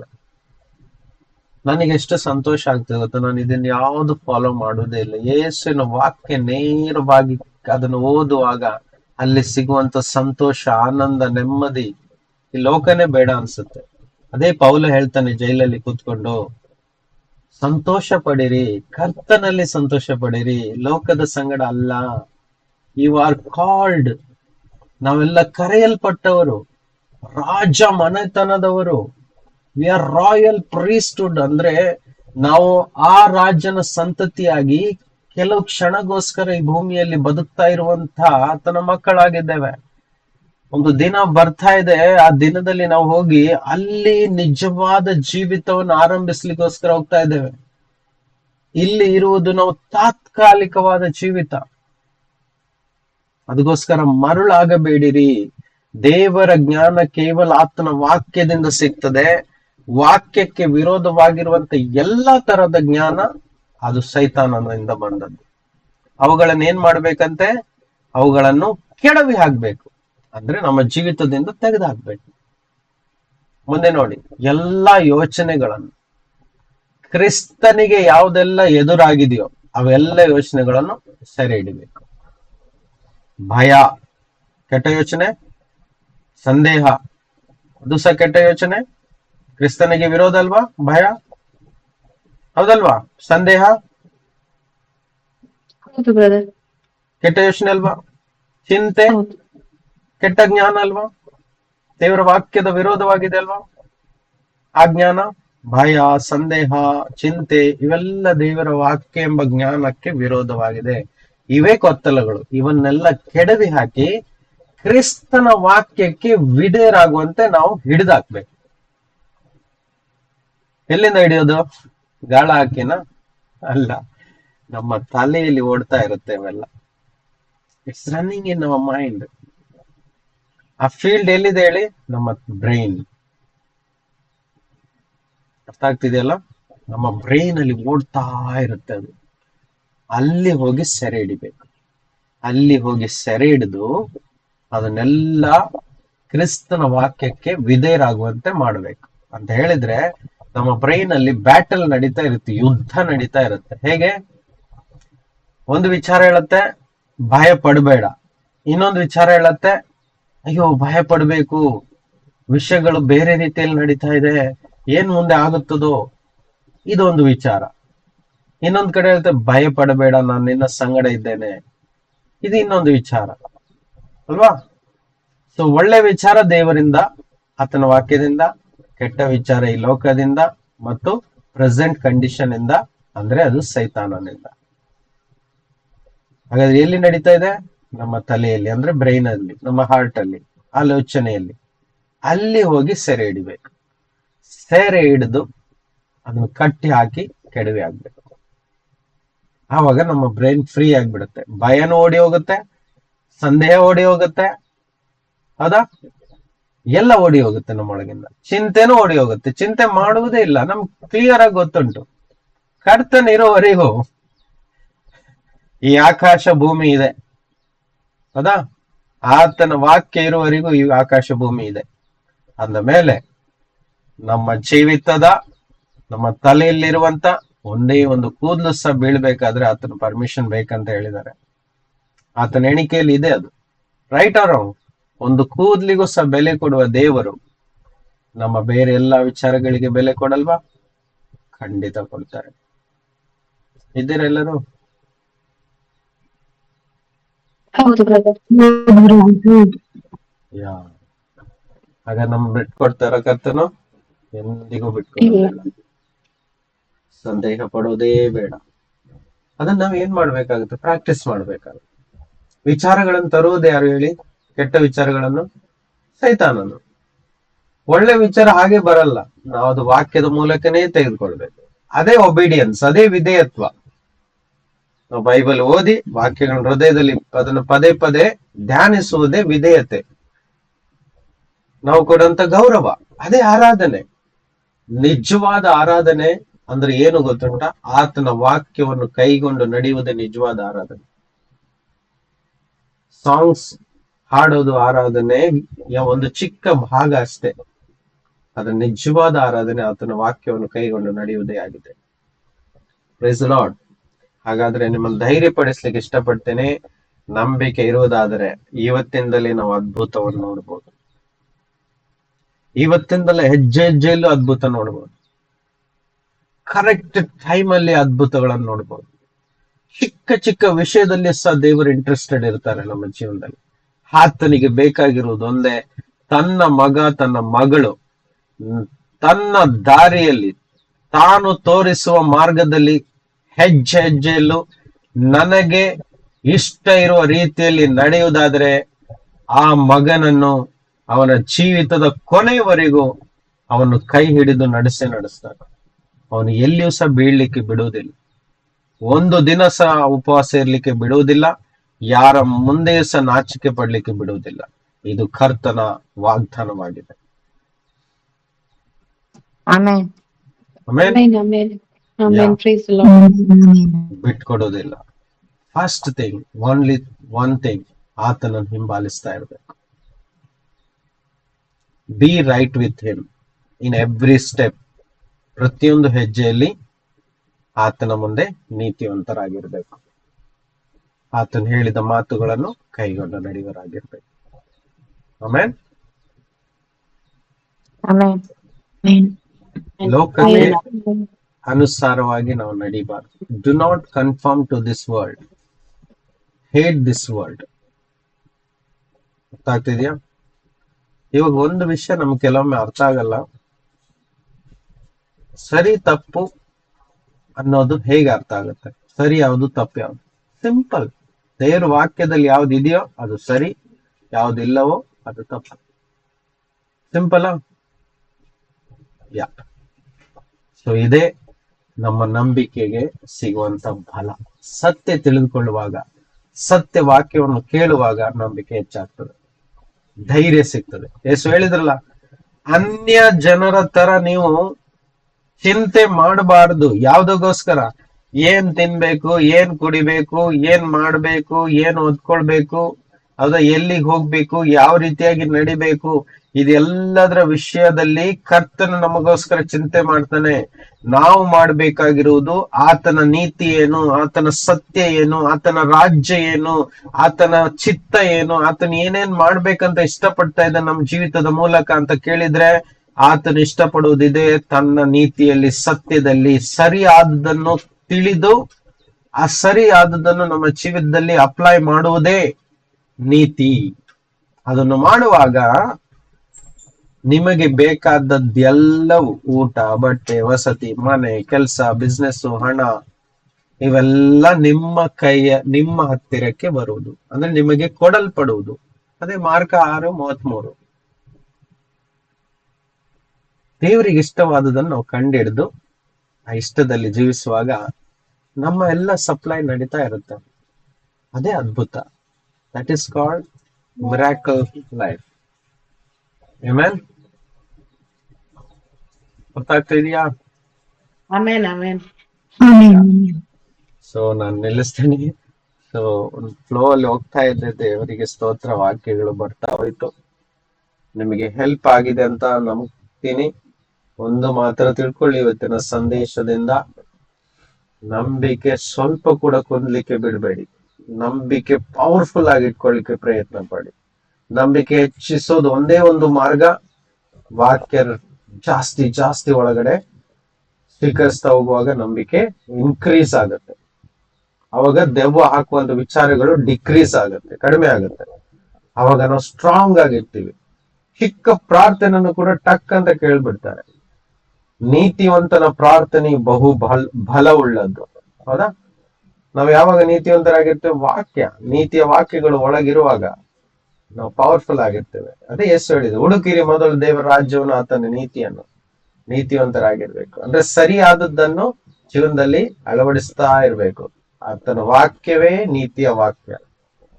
ಅವಾಗ ನಾವು ಚಿಕ್ಕ ವಿಷಯ, ಅಪ್ಪ ಈ ವಿಷಯ ಸರಿಯಾಗ್ಬೇಕು ನನಗೆ, ಟಕ್ ಅಂತ ಮಾಡಿಕೊಡ್ತಾರೆ. ಅರ್ಥ ಆಗ್ತಾ ಇದೆಯಾ? ಜಸ್ಟ್ ಒಂದು ಎಕ್ಸಾಂಪಲ್. ನಿನ್ನೆ ನಾನು ಒಂದು ಕಡೆ 2 hours ಅಲ್ಲಿ ಒಂದು ಕಡೆ ಸ್ಟಕ್ ಆಗಿದ್ದೆ. ನಾನೊಂದು ಹ್ಯೂಜ್ ಅಮೌಂಟ್ ಇಂದ ಒಂದು ವಸ್ತುವನ್ನು ಖರೀದಿಸ್ಕೊಟ್ಟಿದ್ದೆ ಎಲ್ಲಿಗೋ ಕಳಿಸ್ಲಿಕ್ಕೆ. ಅಲ್ಲಿ ರಿಜೆಕ್ಟ್ ಆಯ್ತು. ರಿಜೆಕ್ಟ್ ಆದಾಗ ನಾನು ಇವಾಗ ಯೋಚನೆ ಮಾಡ್ತಿದ್ದೆ, ಆ ಶಾಪ್ ಕೀಪರ್ ವಾಪಸ್ ರಿಟರ್ನ್ ತಗೊಳ್ತಾರ ಅಂತ. ಹಾಗೆ ರೈಡ್ ಮಾಡ್ಕೊಂಡು ಬಂದೆ, ವಾಪಸ್ ತಗೊಂಡು ಅದೇ ಶಾಪ್ ಹತ್ರ ಬಂದಾಗ ಆ ಶಾಪ್ ಅಲ್ಲಿ ಯಾವ ವ್ಯಕ್ತಿ ನನಗೆ ಕೊಟ್ಟಿದ್ದಾನ ಆ ವಸ್ತುಗಳನ್ನು, ಆ ಶಾಪ್ ಕೀಪರ್ ಇಲ್ಲ ಆಗಿತ್ತು. ಅವರ ತಮ್ಮ ಯಾರೋ ಇದ್ರು. ಹೀಗೆ ಯೋಚನೆ ಮಾಡಿದಾರೆ, ಅವ್ರು ಇದ್ರೆ ಚೆನ್ನಾಗಿರ್ತಿತ್ತಲ್ಲ ಅಂತ. ಸಡನ್ ಈ ಕಡೆ ಟರ್ನ್ ಮಾಡ್ತೀನಿ, ಬೈಕ್ ತಗೊಂಡು ಸರ್ನ್ ಅಂತ ನಾನು ಎದುರುಗಡೆ ಬಂದು ಸ್ಟಾಪ್ ಮಾಡಿದ್ರು. ಅವ್ರ ಹತ್ರ ನೇರವಾಗಿ ಮಾತಾಡಿದ್ರೆ ಅವ್ರು ಪರವಾಗಿಲ್ಲಪ್ಪ ರಿಟರ್ನ್ ಮಾಡಿ ಅಂತ ಅಷ್ಟೇ ಹೇಳಿ, ತಮ್ಮನ ಹತ್ರ ಹೇಳಿ ಅವ್ರು ಹೋಗ್ಬಿಟ್ರು. ಒಂದು ನಿಮಿಷ ಅಲ್ಲಿ ನಾನು ಯೋಚನೆ ಮಾಡಿದೆ, ಇವರು ಇದೇ ಟೈಮ್ ಅಲ್ಲಿ ಬಂದು 2 minutesಗೋಸ್ಕರ ಬಂದು ಹಂಗೆ ಹೊರಟೋದ್ರಲ್ಲ, ಇವನ್ನ ಯಾರು ಕಳ್ಸಿಕೊಟ್ಟಿದ್ದು? ಸಿ ದಟ್ ನನಗೋಸ್ಕರ ದೇವರು ಅವನಿಗೆ ಅಲ್ಲಿ ಕಮಾಂಡ್ ಹಾಕಿದ್ದಾರೆ, ಕರೆಕ್ಟ್ ಟೈಮ್ ಅಲ್ಲಿ ನೀನು ಕೂಡ ರೀಚ್ ಆಗ್ಬೇಕು ಅಲ್ಲಿ. ನೀವು ತಿಳ್ಕೊಂಡಿದ್ದಾಗೆ ಅಲ್ಲ, ಈ ಸ್ಪಿರಿಚುವಲ್ ವರ್ಲ್ಡ್ ಪವರ್ಫುಲ್ ಆಗಿ ಆತ್ಮಿಕ ಕ್ಷೇತ್ರದಲ್ಲಿ, ಆತ್ಮಿಕ ಮಂಡಲದಲ್ಲಿ ಆತ್ಮಗಳು ಕೆಲಸ ಮಾಡ್ತಾ ಇರುತ್ತೆ. ಒಂದು ಕಡೆ ದೆವ್ವದ ಆತ್ಮ ಅಂದ್ರೆ ಸೈತಾನನ ಆತ್ಮಗಳು, ದುರಾತ್ಮಗಳು ಕೆಲಸ ಮಾಡ್ತಾ ಇದ್ರೆ, ದೇವರನ್ನು ನಂಬಿ ಆತನನ್ನು ಹಗಲು ರಾತ್ರಿ ಮೊರೆ ಇಡುವವರ ಕಣ್ಣೀರನ್ನು ನೋಡಿರುವ ದೇವರು ತನ್ನ ಆತ್ಮನ ಮೂಲಕ ತನ್ನ ಹಿಂದೆ ನೀತಿವಂತರಾಗಿ ಜೀವಿಸುವವರ ಮೊರೆಗಳನ್ನು ಕೇಳುವ ದೇವರು ತನ್ನ ಆತ್ಮನ ಮೂಲಕ ಅದ್ಭುತವಾಗಿ ಅವರಿಗೋಸ್ಕರ ಪ್ರೊವಿಷನ್ ಅನ್ನು ಕೊಡ್ತಾ ಇರ್ತಾರೆ, ಸಪ್ಲೈ ಮಾಡ್ತಾ ಇರ್ತಾರೆ, ಸಿಚುವೇಶನ್ ಗಳನ್ನು ಕಾಪಾಡ್ತಾ ಇರ್ತಾರೆ. ಅರ್ಥ ಆಗ್ತಾ ಇದೆಯಾ? Praise the Lord. Believe me, if ನೀವು ಅದನ್ನ ಪ್ರಾಕ್ಟೀಸ್ ಮಾಡಿ ದೇವರ ಆತ್ಮದಲ್ಲಿ ನಡೆಯುವುದನ್ನು, ನೀವು ಎಂದಿಗೂ ಅವಾಗ ದುಃಖದಲ್ಲಿ ಬೀಳುವುದಿಲ್ಲ. ಯಾವುದಕ್ಕೂ ನೀವು ಕೊರತೆಯನ್ನು ಅನುಭವಿಸುವುದೇ ಇಲ್ಲ. You shall be filled. ದೇವರ ನೀತಿಗಾಗಿ ಆತನ ರಾಜ್ಯಕ್ಕಾಗಿ ಹಸಿದವರು ಧನ್ಯರು, ಅವರು ತೃಪ್ತರಾಗುವರು. ದೇವರು ತೃಪ್ತಿ ಮಾಡಿಯೇ ಮಾಡ್ತಾರೆ. ಆಮೇಲೆ ಸೊ ಈ ವಾಕ್ಯದ ಮೂಲಕ ದೇವರು ನಮ್ಮೆಲ್ಲರನ್ನ ಆಶೀರ್ವದಿಸ್ಲಿ ಅಂತ ಹೇಳಿ ಒಂದು ಪ್ರಾರ್ಥನೆ ಮಾಡಿ ಇಲ್ಲಿಗೆ ನಿಲ್ಲಿಸ್ತೀನಿ. ತಂದೆಯೇ, ಇವತ್ತು ಕೇಳಿದ ವಾಕ್ಯದ ಮೂಲಕ ಎಲ್ಲರೂ ಆಶೀರ್ವದಿಸಲ್ಪಡಲಿ, ಹೃದಯದಲ್ಲಿ 100ರಷ್ಟು ಫಲ ಬರುವಂತೆ ಮಾಡು ಸ್ವಾಮಿ. ಅಷ್ಟೇ ಅಲ್ಲ, ಅವರ ಬದುಕಿನಲ್ಲಿ ನಿಜ ಜೀವಿತದಲ್ಲಿ ಪ್ರಾಕ್ಟಿಕಲ್ ಆಗಿ ಸ್ವಾಮಿ ವರ್ತಿಸಿ ಅವರನ್ನು ನಡೆಸು ಕರ್ತನೆ. ಕೈ ಬಿಡದೆ ಅವರನ್ನು ಕೈ ಹಿಡಿದುಕೊಂಡು ನಡೆಸುವನಾಗಿರು. ಎಲ್ಲಿ ಕಾಲು ಕಲ್ಲಿಗೆ ಎಡವಿ ಬೀಳದಂತೆ ನೀನು ಅವರನ್ನು ಹಿಡಿದು ನಡೆಸು. ಅದ್ಭುತಗಳ ಮೇಲೆ ಅದ್ಭುತಗಳನ್ನು ಮಾಡು ಸ್ವಾಮಿ. ನಿನ್ನ ಒಳ್ಳೆಯ ಮಕ್ಕಳಾಗಿ ನಿನ್ನ ವಾಕ್ಯವನ್ನು ಅನುಸರಿಸುವ ನಿನ್ನ ನೀತಿವಂತರಾಗಿ ನಿನ್ನ ಭಕ್ತರನ್ನಾಗಿ ಅವರನ್ನು ಪರಿವರ್ತಿಸು. ಬರುವ ದಿನಗಳಲ್ಲಿ ದೊಡ್ಡ ದೊಡ್ಡ ಅದ್ಭುತಗಳನ್ನು ಮಾಡಿ ಅನೇಕರಿಗೆ ಸಾಕ್ಷಿ ಹೇಳುವರಾಗ್ಲಿ. ನನ್ನ ಕರ್ತನು ಹೀಗೆ ಮಾಡಿದರು, ನನ್ನ ಕರ್ತನು ಹಾಗೆ ಮಾಡಿದ್ದಾನೆ, ನೀವು ಸಹ ಧೈರ್ಯಗೊಳ್ಳಿರಿ, ನಿಮ್ಮ ಜೀವಿತದಲ್ಲೂ ಸಹ ಆಗುವುದು ಹೇಳಿ ಹೇಳಿ ಅನೇಕರನ್ನು ನಂಬಿಕೆಗೆ ತರುವಂತರಾಗಲಿ ಸ್ವಾಮಿ. ನಿಮಗೆ ಸ್ತೋತ್ರ, ಯೇಸುವಿನ ನಾಮದಲ್ಲಿ ಆಮೆನ್.